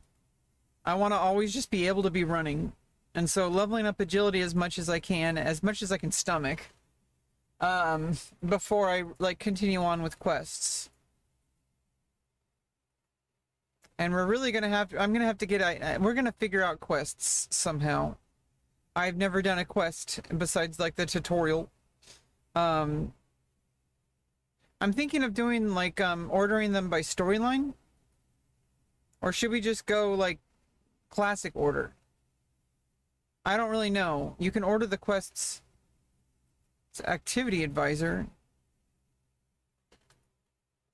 We could just go through the activity advisor.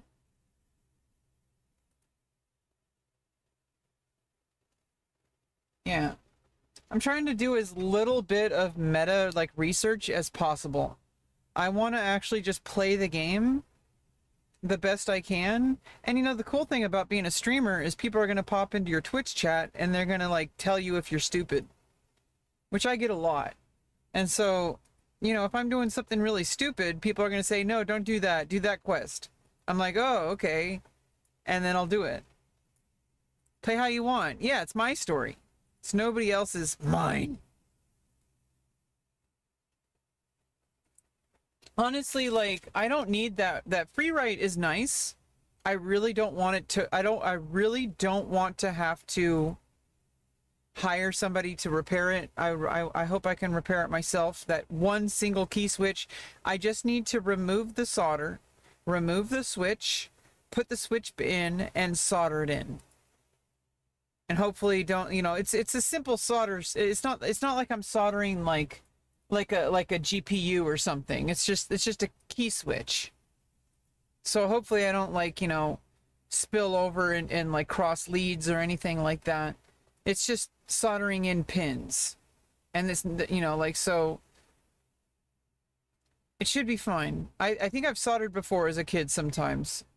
No backseat gaming. I mean, I don't really care about that.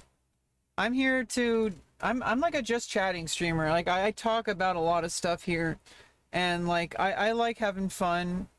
I don't usually like feel like I'm not like, I like this game because it's like easy to just click around, and it's easy to like have in the background while I'm like talking about random bullshit. So it's like perfect for stream. And sometimes random viewers give me free stuff. I got a whole bunch of runes from one of my YouTube viewers. Gave me like thousands and thousands of runes and like 50,000 GP or 50,000 coins or whatever. Is it called GP? What is it called? Is it called GP or just like gold? Gold pieces? I don't know.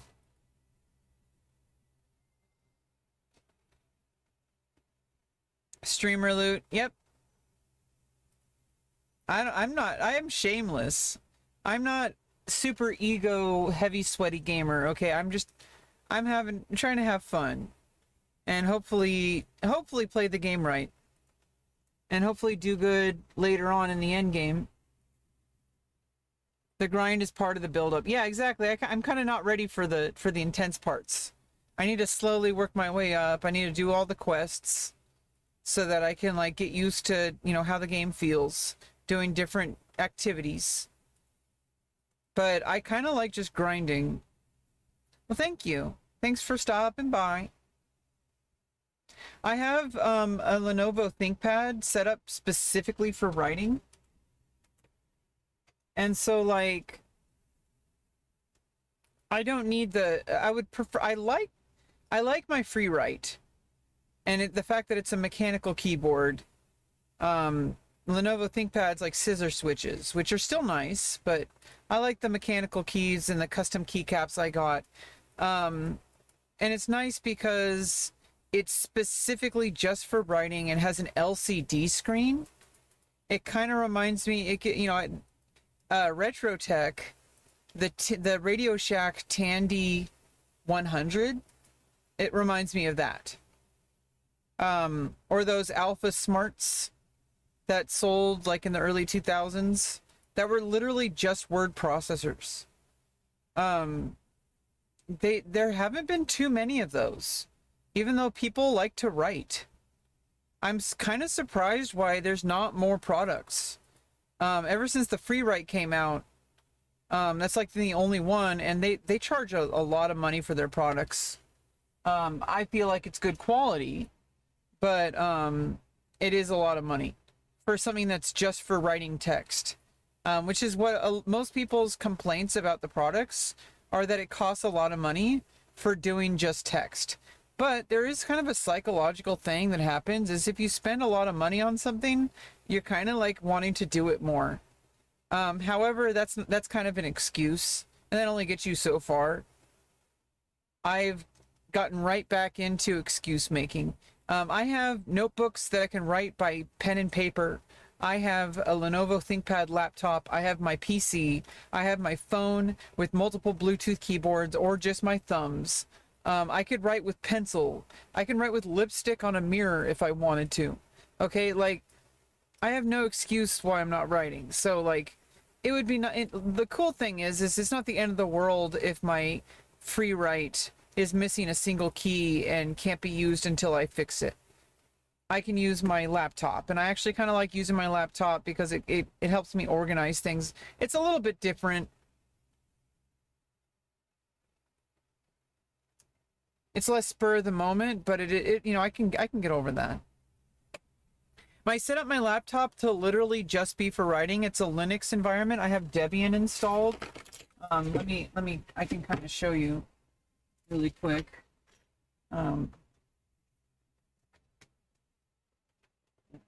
Second.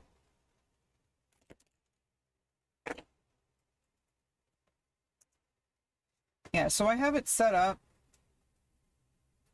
literally just using Word Grinder.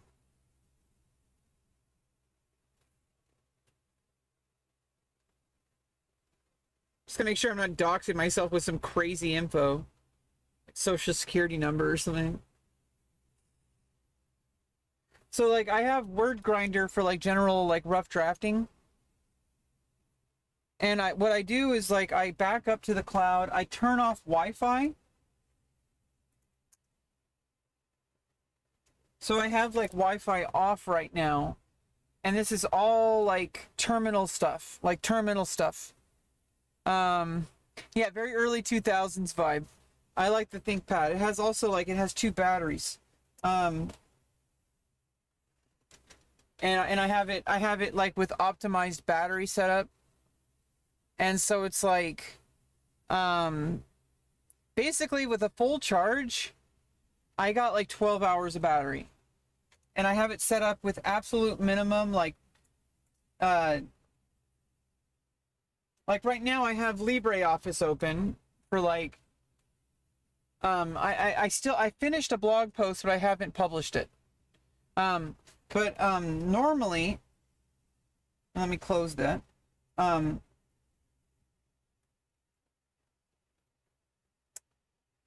Normally I don't have that open because it uses extra battery. So normally I just have like 3 terminals open, which use the absolute like basically 0 CPU. And then I just I put it on suspend, and I have it so that to extend battery life, to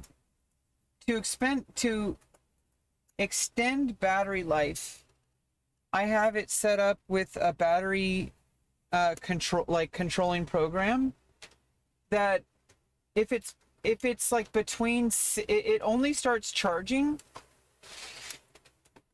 if it's between 65% up to 80%, like, and it only starts charging once it gets down to 65%. Or something like that. So if I'm charging it in, if I have it plugged in, it's using the AC power and it's not charging the battery. So that it doesn't overcharge.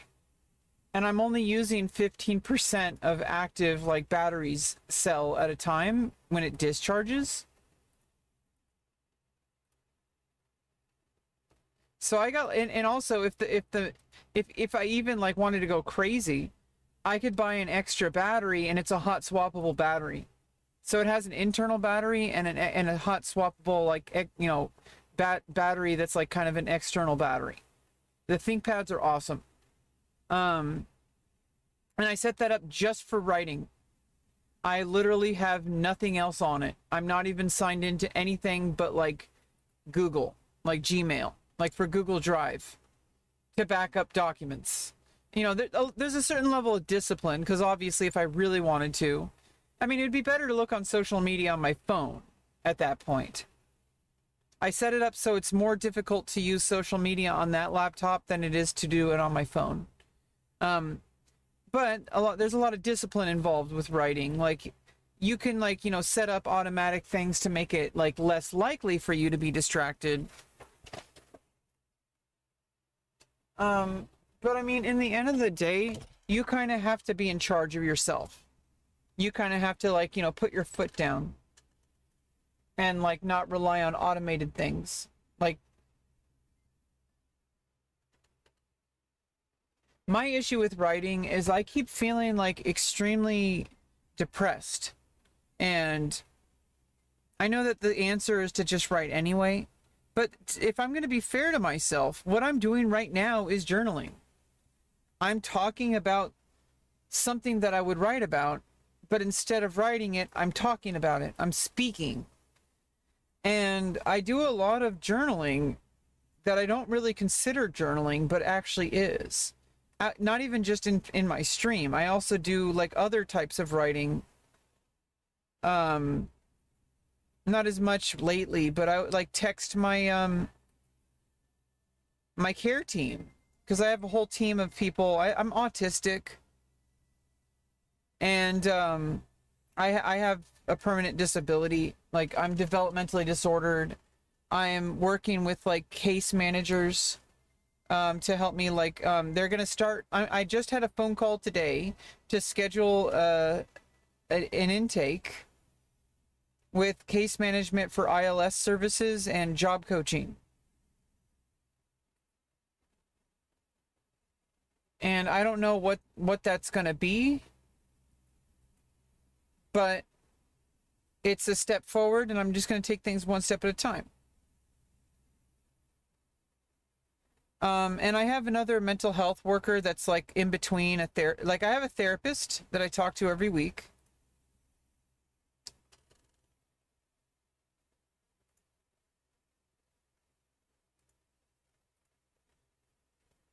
I got an uncut ruby. Oh, what the hell? Okay, I need to like... I have like no inventory space. Let's just eat something just in case. One foot in front of the other. Yeah, exactly. And you know, I got stuff that I'm working on in the back burner. I doubt Twitch is ever going to work out anytime soon. I've been streaming for like 6 years. I mean, any day now, right? You know, I'm kind of like had a tough time with like getting back into camming and like OnlyFans. I'm having a really tough time right now with everything. I feel so insanely depressed, which is why this weekend I think cleaning my house. We're gonna do a cleaning stream again. I need to finish cleaning my room and go. And like, I think today, just what we did just now, the fact that I couldn't find my screwdriver, my multi-tool, that's like kind of, you know, when I get frustrated trying to find things, that's a good indicator to clean. And yeah, it's hard to get myself started on something like cleaning, but you know, that's why I like streaming, because streaming motivates me. I can make it into a part of the stream. Just like I got set up with a hotspot, which I haven't gone for a couple weeks, but we were doing IRL streaming, and I got a hotspot with a nice Verizon wire network. And so like paying the money for the network inspires me to want to leave the house more so I can go IRL streaming. And then I'm getting exercise because I'm carrying around my backpack for the stream. And like, that's a good exercise. Doing like an hour to 2 hours a day, like several days a week. I need to be careful about my knees, because I did a 20% body weight incline treadmill, manual treadmill 2 weeks ago, the Friday before last. And that really took a lot out of me. And then after that, 2 days after that, I went on like a regular IRL stream with like 12.5% body weight. And then like 2 days after that, I did a non-weighted manual treadmill, which is at an incline. And I kind of overdid it. And I do squats every day. And I did squats today, and my knees were hurting. And I'm like, I don't want to injure myself. And I really want to be going outside and like streaming, but it's also been kind of sunny out and too hot. That's not a huge deal, but like, I have sunscreen, but I also don't want to damage my skin. Um, so there's all these things that go into it. I have a hard time. I feel like I'm hopeless, and I know that I could be a model. I know that I could be some kind of actress. Um, at the very least, I can be a cam girl, which is what I want to do, and I want to do porn. Um, like I think I could do it, but I don't know how to make it happen, and that's really frustrating me. But I just need to take things one step at a time. And in the end of the day, like I can find something that works for me someday, and I'm gonna be okay. Yeah, too many activities at once. I think I'm trying to do too much stuff at once. I think that's why, like right now, like just doing this like stupid agility training, this is how I should treat everything in my life. Focus on one single thing and just keep doing it. And like it's like it adds up over time.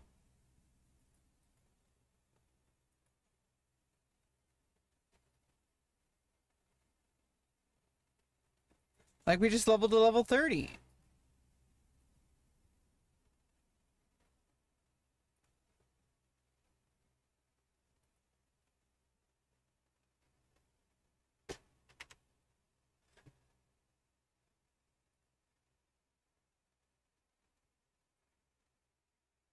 Right now I don't need to worry about employment so much because I'm going to be working.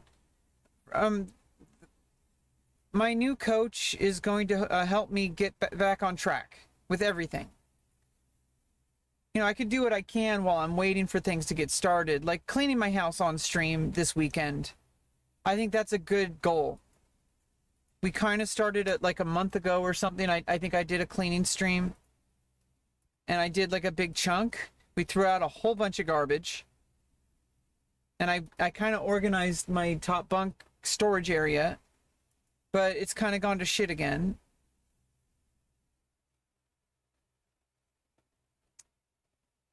Yeah, if I really like kept at it. I've got 11K followers on my campsite. I average about 50 to 60 viewers. I can make generally, it's not always consistent, but I can make like $200 a weekend. Generally like $100 to $150. But it's not always like guaranteed. And also I have this issue where I'm just not doing anything. I'm not committing to it. It's the same problem I have with every other area in my life. All I have to do is just do it. And then I start to build up steam with stuff, and then I kind of just lose it.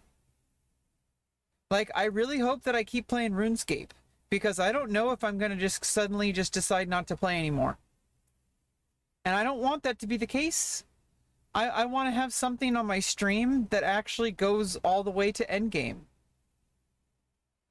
You know, the Burning Crusade's going to come out soon, and I'm not even at level 60 on World of Warcraft. Like, I don't want to miss out on this. I missed out on the first couple of times that they did Classic. I missed out on the original release of World of Warcraft. This is probably my last chance to play the original expansions. Like vanilla, I mean, hardcore is always going to allow the absolute vanilla. But Burning Crusade, I might never be able to get that again. So if I miss out on this, if I miss out on that, you know, that might be it's not the end of the world, but like, you know, it's still like, this is probably my last chance to experience Burning Crusade and Wrath of the Lich King. Like, fully experience it. And if I miss out on it, I'm probably not going to be able to, unless they have like a rolling release on classic servers on World of Warcraft. Yeah, stay consistent. That's like the biggest thing. And I mean, you know, I don't know. I'm not too worried about my overall, my overall trajectory. I think I'm good at what I do, and I think I have a lot of potential. And I feel like I just need some opportunities. And I think I need some advocacy and some support. And then once that starts moving into place, I think that things are going to really work out for me. It's really hard. I know a lot of people like to a lot of people just don't understand the reality that not everybody can do like adult content. Like, it is a very specific type of person that can do that. And you have to like be not just willing to do it, you have to want to do it. It's not everybody has that. Most people, there's a lot of people who do it because they want money and then they realize it's not for them. Because they just don't want that. I've been on social media for 25 years. I've been kind of I kind of got a thick skin. Mix in your writing skills, create a story. Yeah, that's another thing. Is like I keep writing and writing and writing, but I can't seem to finish anything. And thanks for the follow, even though it was an hour ago. Yeah, make a story, like script things up, and like I don't know how to. I think I'm just frozen in stress. This living situation and the hopelessness that comes with it, and the advocacy fatigue of trying to fight for years at a time, trying to get myself out of this situation and not having anything happening. It makes you lose your mind. And now I feel like I can barely even think straight. How am I supposed to finish my novel? How am I supposed to script any content? Make a YouTube video? I just don't know if my brain works anymore. Stress and like constant mental illness can cause brain damage. It's actually like proven. It's like a real thing. I might have permanent brain damage. I don't think anything's truly permanent, but I really need to get my life moving forward. I need to get my own apartment. I need to get out of this trailer. This trailer is driving me crazy.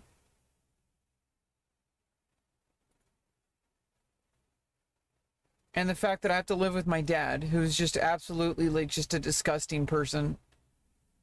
I don't want to get into it. I don't want to get upset. But I feel completely trapped. And when you're 37 years old and you've tried advocating for yourself for your entire life, but also your entire adult life, but your entire life you've just been trying to find guidance and mentorship, and you've been trying to find access to forward movement in your life, and you've been denied it time and time again. And it starts to get to you. It really does. It starts to get to me. I don't want to get too emotional about this, but I'm starting to feel like nothing is ever going to be okay. And then I'm going to end up homeless. You know, because eventually I'm not going to, I just don't want to talk about that too much. Yeah, job coaching. I am trying. I'm on SSI, but they paused it because I missed a single phone call. And I put it on my calendar, but I put the wrong day. Because they scheduled me and then they rescheduled it, and I got the 2 letters out of order. So I rescheduled it to the wrong day. I actually, when I first got the letter with the schedule, it was the correct schedule. But I didn't look closely at the letter to look at the date of when the letter was sent. And I only saw the date that the phone call was going to be. And I forgot to take my phone off mute, my backup phone, because I hadn't changed my number. I have 2 numbers. And so I gave them, they still had my old number. And that phone is really unreliable. And I had it on mute. And so I forgot to unmute it. I should have kept it unmuted for both days just in case, but I forgot. And so I missed the phone call, and they only give you 1 shot, and then they took away my payments. And then I had to wait on the phone for 2 hours to talk to a representative.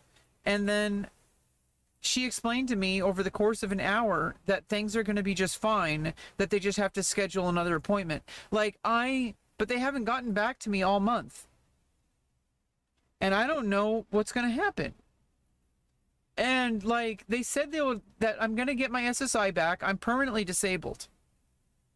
it's not going to change. I'm permanently autistic and it's affected me in a very deep way. I have to get multiple coaches just to have a chance at like surviving.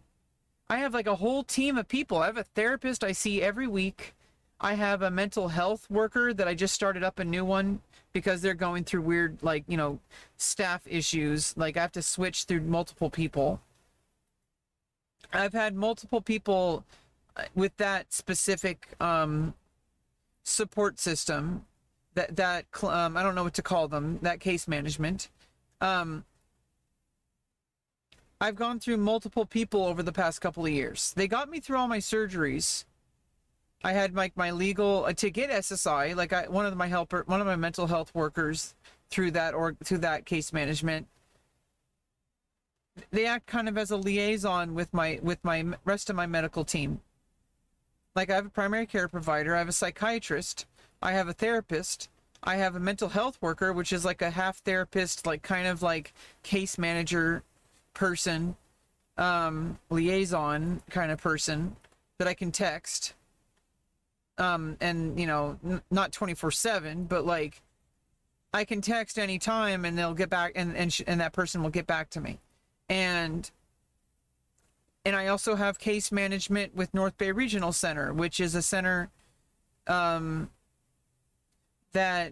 helps with case management for people with developmental disorders for life.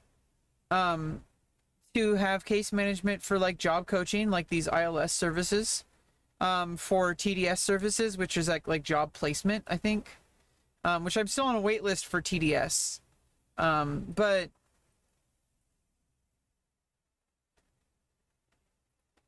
and also I'm with and they got me connected with North Bay Housing Coalition, which is like taking care of like, putting me on wait list for housing so I can get my own apartment. I am on Section 8 wait list and it might be another year. But if nothing else happens within a year, eventually my Section 8 voucher is going to kick in and it's going to open up a lot more housing options. So at the very worst case scenario, I at least have stuff in the back burner. And not a lot of people can say that. There's people out there who just completely given up on life. And, case in point, just like we're talking about Twitch streaming, there's a lot of people on this platform who have completely given up hope on their life. And all they have is they're holding out hope that their Twitch stream is going to work. And they're fucked. Unfortunately. But that's not the case with me. Like if all I had was my Twitch stream, I would be fucked. But even then, I don't think I would be that bad. I have kind of a personality. But I'm also like I got stuff going against me. I'm also just like I don't really think I'm all that entertaining most of the time. I want to script up content. I do have options. And the fact that I do sex work is a big deal. That's a game changer. The fact that I'm like really healthy and physically fit, and maybe not in this exact moment, but I am considered conventionally attractive. I've been approached by multiple people who didn't know that I'm pursuing modeling, who have said that I should be a model in person without even like knowing me. Like people off the street like said, oh, like I'm sorry to bother you, but has anybody told you you should be a model? Like I've had that happen like at a Burger King before. I'm not even joking. Some random lady said that. And this has happened like, I think it's just like, I got like specific like genetics. So it's not really like my fault. I mean, it's not like something that I did. I do take care of myself, so that helps, like with like health care, like skin care. But like people considered me attractive when I was considered male as well. And I think that's actually when that woman said that. I was considered male at that time. There was a random woman who came up to me and she was like, I'm sorry to bother you, but has anybody told you you should be a model? And I'm like, oh, like, I think so, but like, I don't really know how to do that. And it's like, oh, you're just getting your picture taken. And I'm like, okay, like I smiled and nodded because she doesn't really know what's up. There's a lot more social navigation that it's really hard.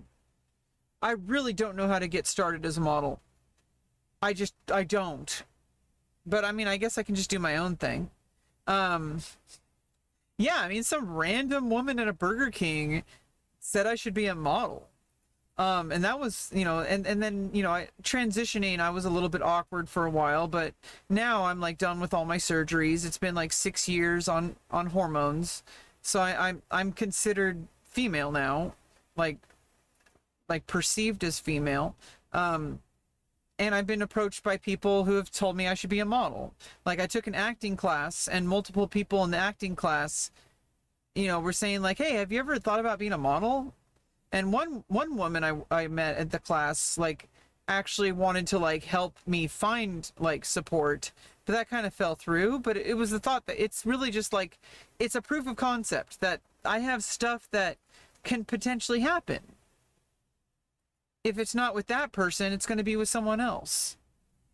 Like, if that person isn't going to help me start my career, which I don't expect anybody to, I didn't expect her to.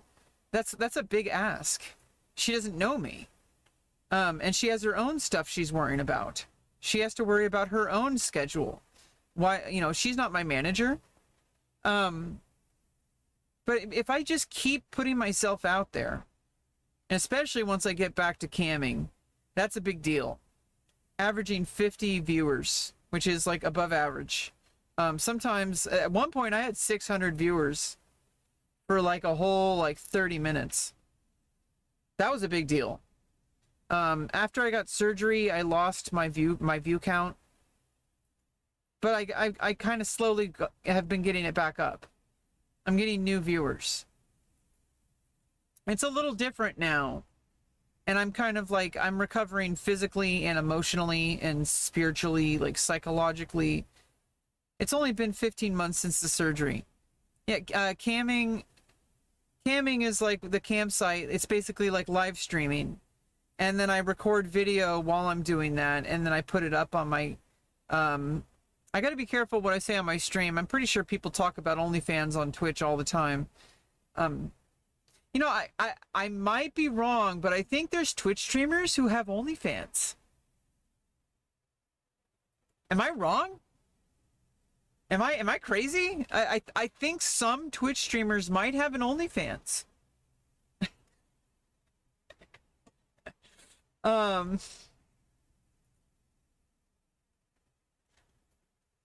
not super like professional at like being able to like edit videos, but I can basically just toss up like recordings of like, parts of my, like just like, put in like parts of a recording from the VOD.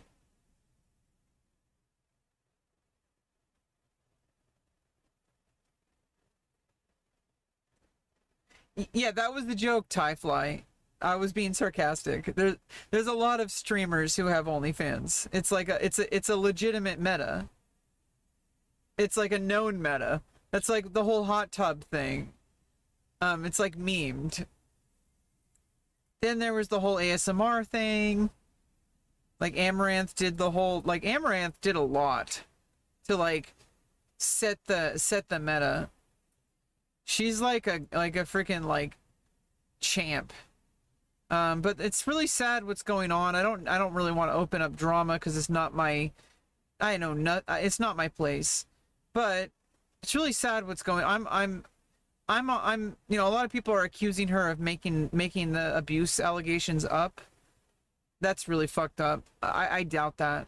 And with her kind of clout and her kind of status, I could definitely see her ex-husband totally abusing her like this. It's not that far-fetched. It's not that deep. It happens all the time.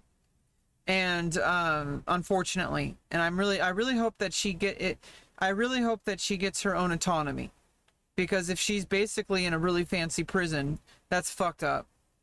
She's the one who did all the work.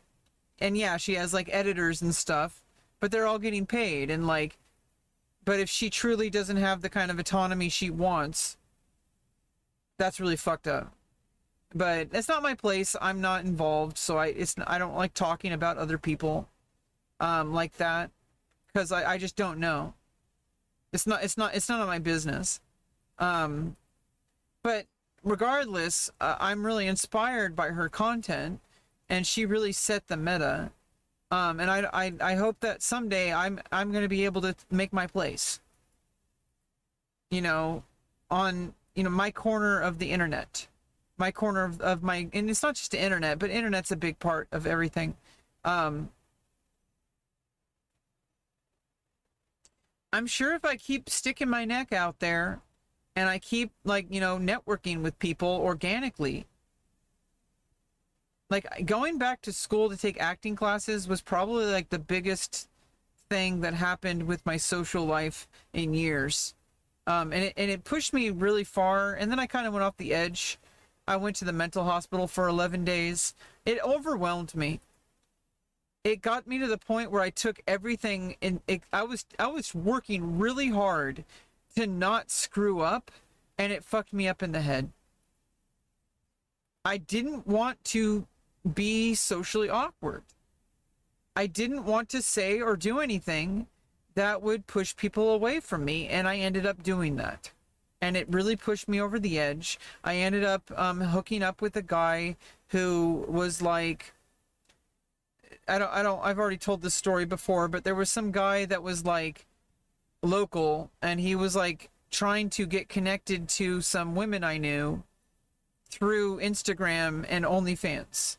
And he was like messaging me on Instagram. And then I met him for coffee, and he was, he's attractive, and I was really wanting sex, and I haven't had sex since surgery, and I really wanted it. And so I kind of lowered my standards, and I was with him, and it turns out he's a creep. And I don't talk to, and then I stopped talking to him. He did something to a woman I knew that was not okay, and I don't really want to talk too much about it. Because it's too many people involved that don't know that I'm talking about it online. But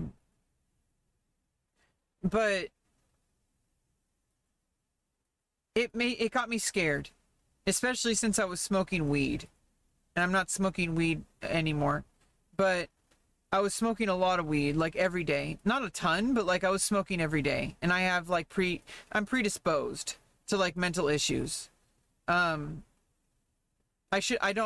Smoking weed's not good for me. It makes me kind of lose my mind. I start losing track of reality. And I overreact to things. I get even more emotional. I take things way too seriously, or I don't think certain things seriously enough. I start really freaking out and having panic attacks. And what happened was I slept with this guy, and then I heard from the woman he harassed. And then I was I smoking weed with that person, with her, and like I was freaking out, and I'm like, I need to go, and like I sobered up and like drove home, and I called 988, and I checked myself into the mental hospital. They 5150'd me because I told them I'm not safe. And I stayed in the mental hospital for 11 days. I had to sign a different form to be like a volunteer at a certain point, because they also said they were going to help me find housing, which they shouldn't have told me, because I was staying longer holding out because I didn't want to go back home where I knew things were getting really bad. Things were actually really bad. I don't know if I want to say this. I think I may have said it before. I smoked weed a lot. I smoked weed back in high school. I've smoked a lot of weed over the years, but it's gotten worse over time. It's like every single time I get worse. And then when I was at the mental hospital, I'm kind of afraid to share this. I'm not going to, I guess. But I was having delusions that I only shared with my therapist. I didn't want to share it with the people at the mental hospital because they wouldn't have understood. I guess I can say some of it.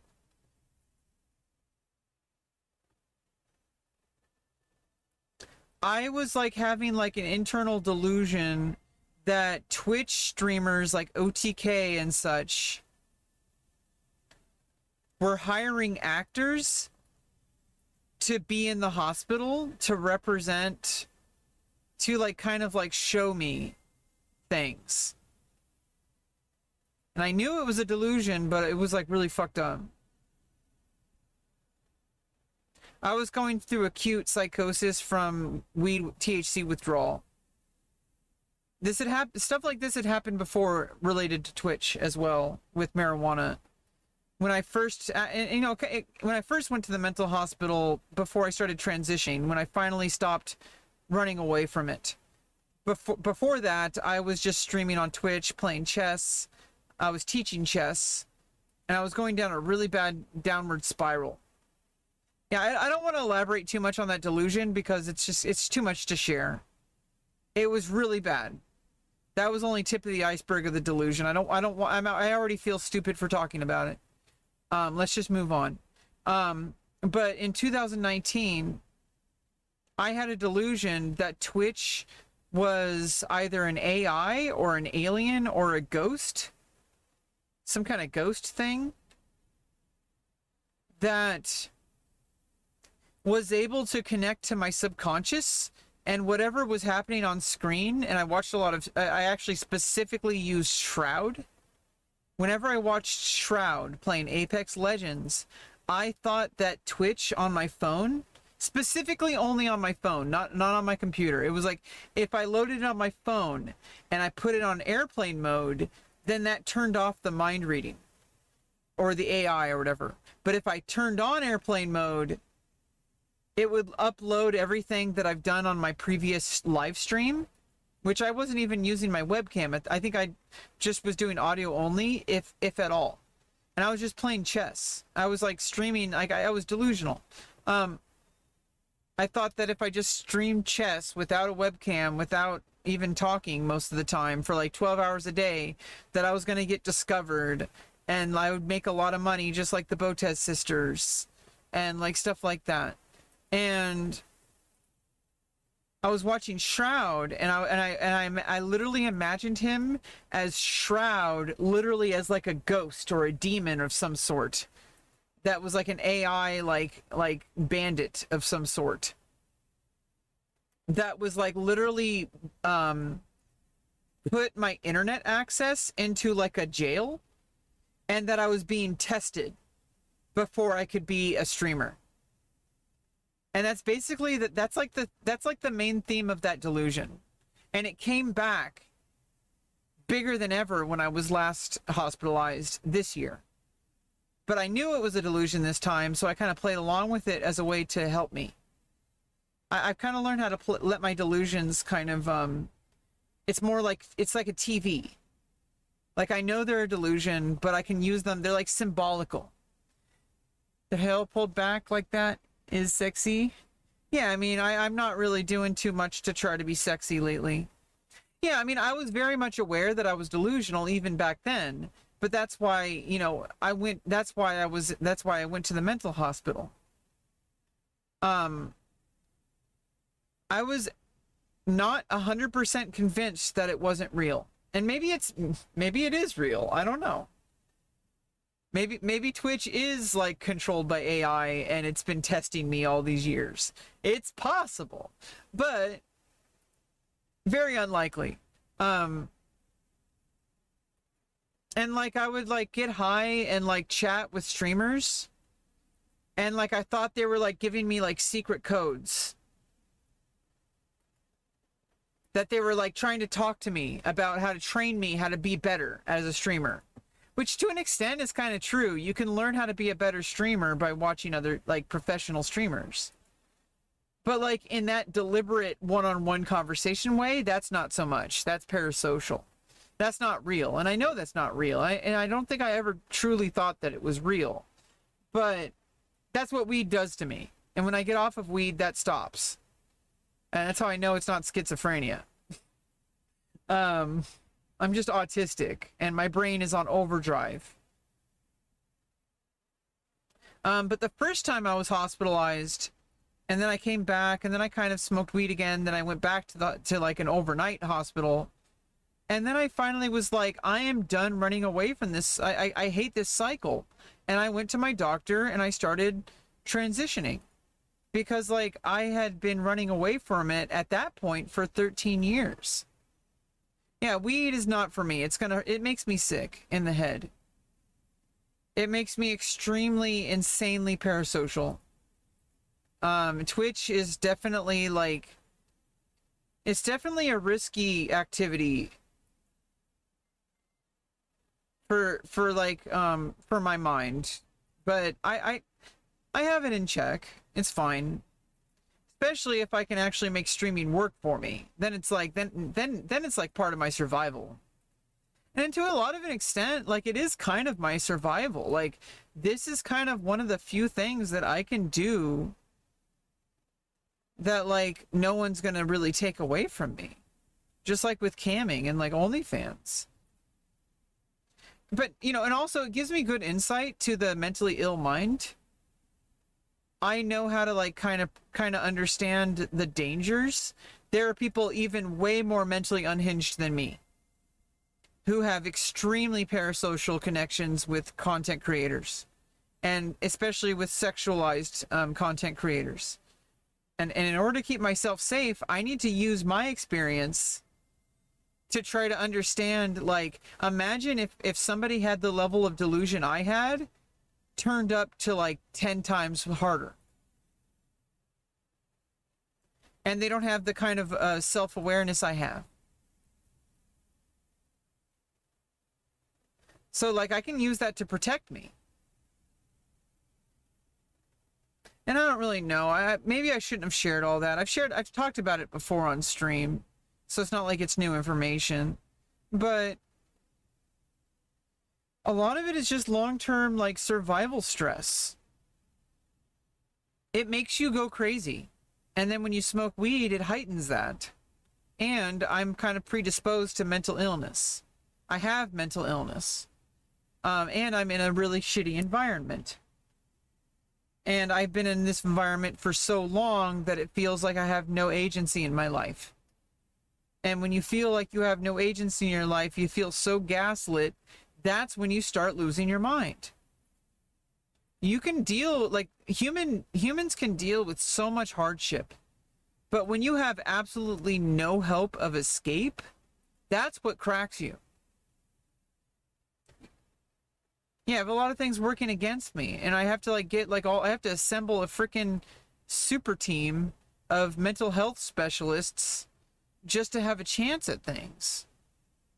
And like I said, there are people who are still where I was 6 years ago. Literally just streaming for 12 hours a day, smoking weed every day, watching Shroud, thinking that Shroud is an AI that is that reads their brain. Another woman not taking accountability for her actions. I don't know what you're talking about. That's so unhinged. I don't even know how to respond to that, so I won't.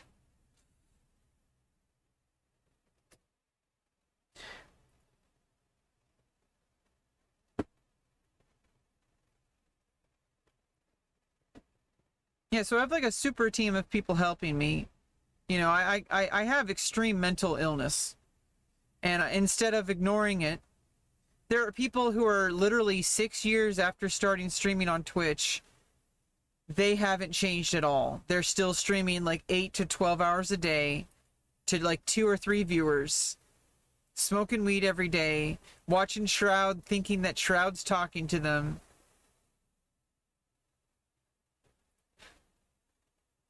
And meanwhile, I got my SSI.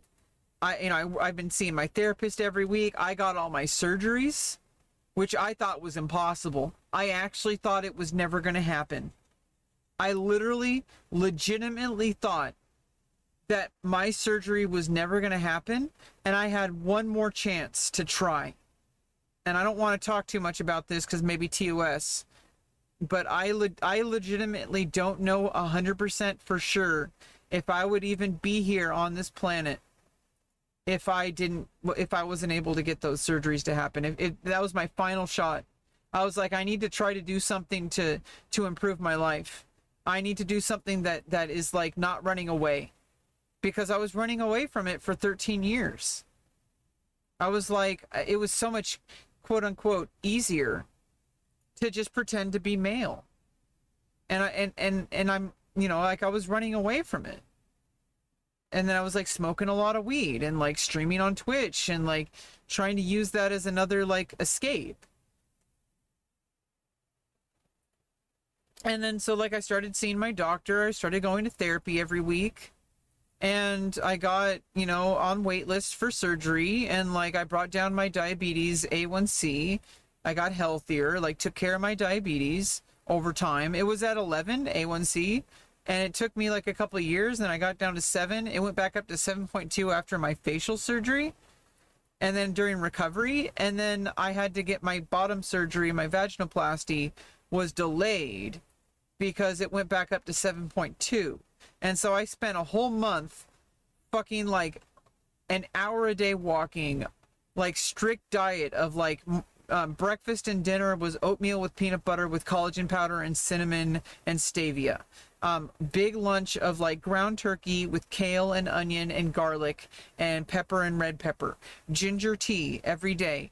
Probiotic, not Activia, but it was like a Yakult, like probiotic drink morning and night.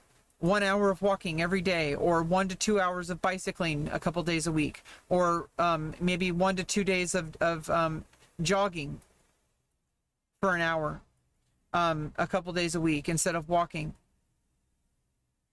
And I was just like meditating. I was doing like yoga, like inverted yoga poses to like strength. Like I was doing exceptionally. Like I used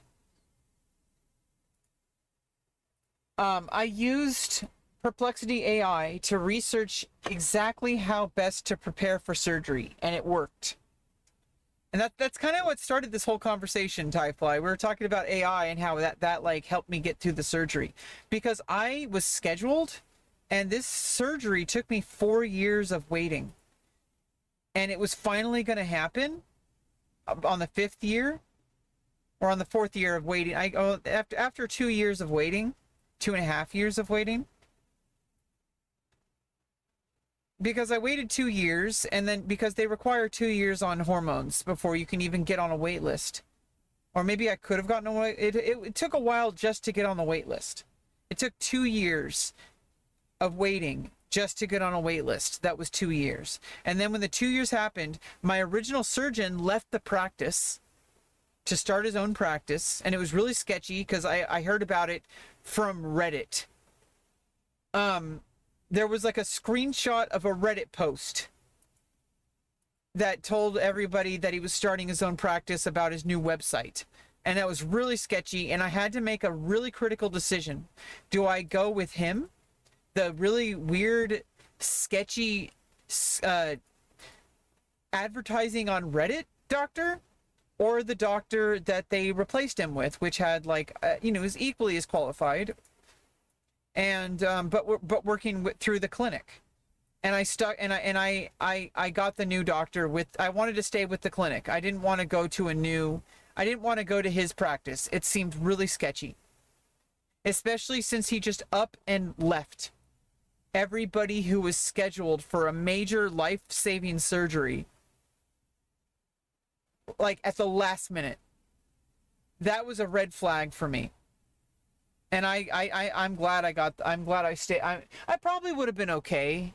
Like, he was qualified. It's just, it was really sketchy. It would have been like really questionable.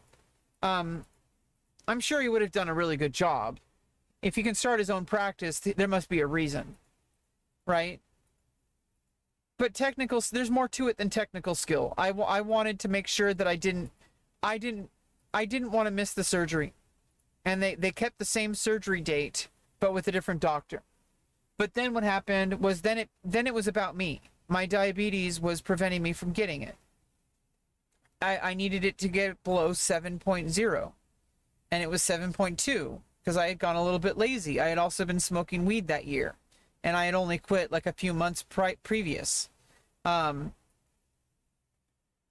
like the last like 3 months I was sober to get ready for surgery, but I was also not as exercising as much. I got a little bit complacent, and I freaked out because I was like angry at myself, and it was on the schedule and then it wasn't. And then that freaked me out because I didn't know how much longer it would take and how soon they'd be able to get me on the schedule. And I don't want to get too much into this, but as we're seeing with the current political climate, I needed this to happen before Donald Trump entered office.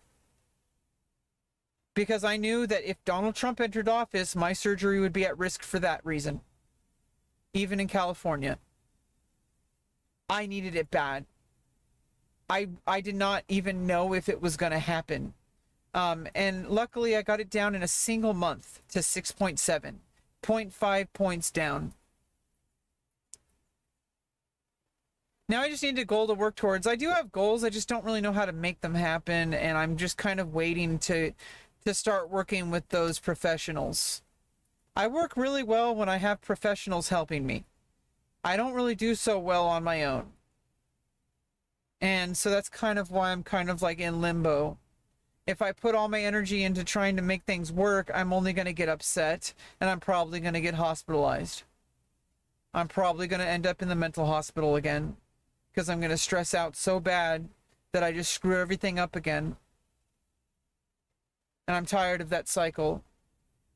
Yeah, I got my A1C down in a month, and it was the holidays, so I had to wait until, like, they called me in like January or February, and then they got me in, you know, in the end of March. And I was lucky. And I maintained my health the whole time. I don't actually know what my A1C ended up being. It may have been below 6.5, which is really good. But it was at least 6.7 after 4 weeks, which is insane. According to Perplexity AI, that is an unprecedented, like almost like world record, like case study in diabetic care and you know, diabetic management. I am actually like a medical marvel. It is an average of 3 months, and I got it from 7.2 to 6.7 in 4 weeks. I managed it so well, min-maxing it so well. I went down 0.5 points in a single month. It's usually rare for people to get down more than like 0.1 or 0.2 points within a couple months. And so now I kind of like, I've had this really big, weird identity crisis, because now that I don't have that surgery to fight for, everything else kind of feels like it's almost pointless. It's a really weird psychological thing that it's slowly going away. I think it'll eventually be, you know, going away. But that's what I'm dealing with right now, and it's been 15 months. And I'm still dealing with this psychological change. It's like really like, I did not anticipate this level of like, kind of like, it's almost like anticlimactic, which is good, because that was the whole point. This wasn't supposed to be like, it's a big deal, but it's also not a big deal. It's supposed to be normal. This is my new normal. And now I feel like I have a lot more energy to spend on problem solving, which is why I'm like starting to make progress and stuff. But it's just happening a lot slower than I would like it to. Like a lot slower. I'm kind of used to like, okay, let's go. Let's get this moving. Let's go bing, bang, boom. And unfortunately, it doesn't really work that way.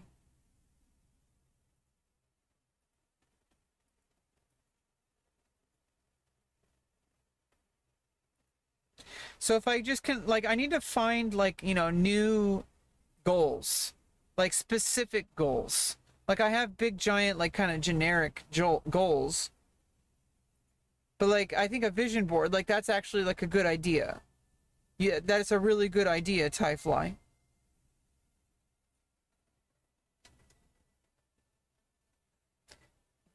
but I am kind of like, I struggle with executive dysfunction. It's really hard for me to actually implement from ideation to action. I usually just kind of half-ass everything. Like for me, like what I'm doing right now in the game is so easy. I can do this forever. But I also want to do other things in the game. This is kind of a metaphor for my life. I can do this, and it's easy for me to think about because I only have to just keep clicking on these green things. I don't have to think about what I'm doing. When I'm in a situation where I don't have to think about what I'm doing, I can do it forever. Forever. Forever. Yeah, and thanks for your support. I'm glad to have this talk, and hopefully tomorrow we can clean my room and cry in my room, and hopefully we can unscrew the free write so that I can solder the key switch. And on that note, I'm gonna go too. It's been 3 hours, and I already streamed 3 hours today. So I'm gonna quit. I'm gonna call it a night.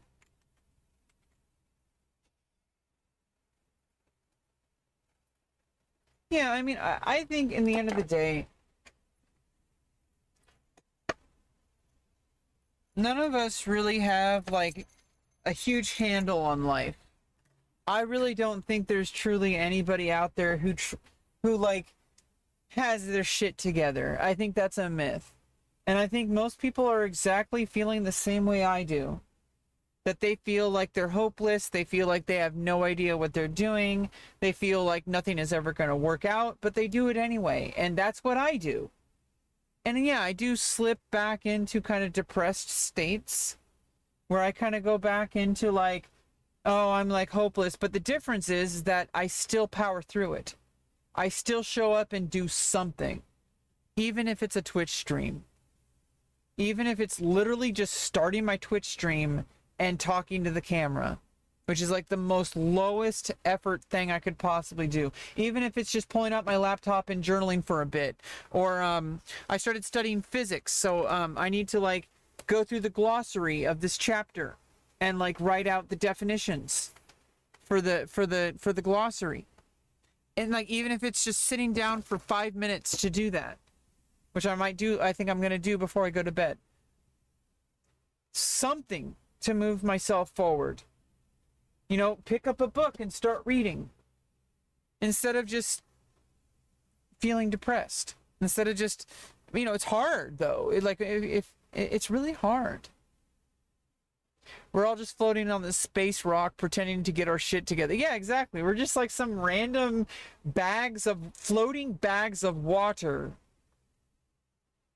who are just like these bags of meat stuck on a rock, hurtling through space at like you know, billions of kilometers a second or whatever, trillions of kilometers. I don't even know how fast. I mean, I'm the one who's supposedly studying physics. I should know these things.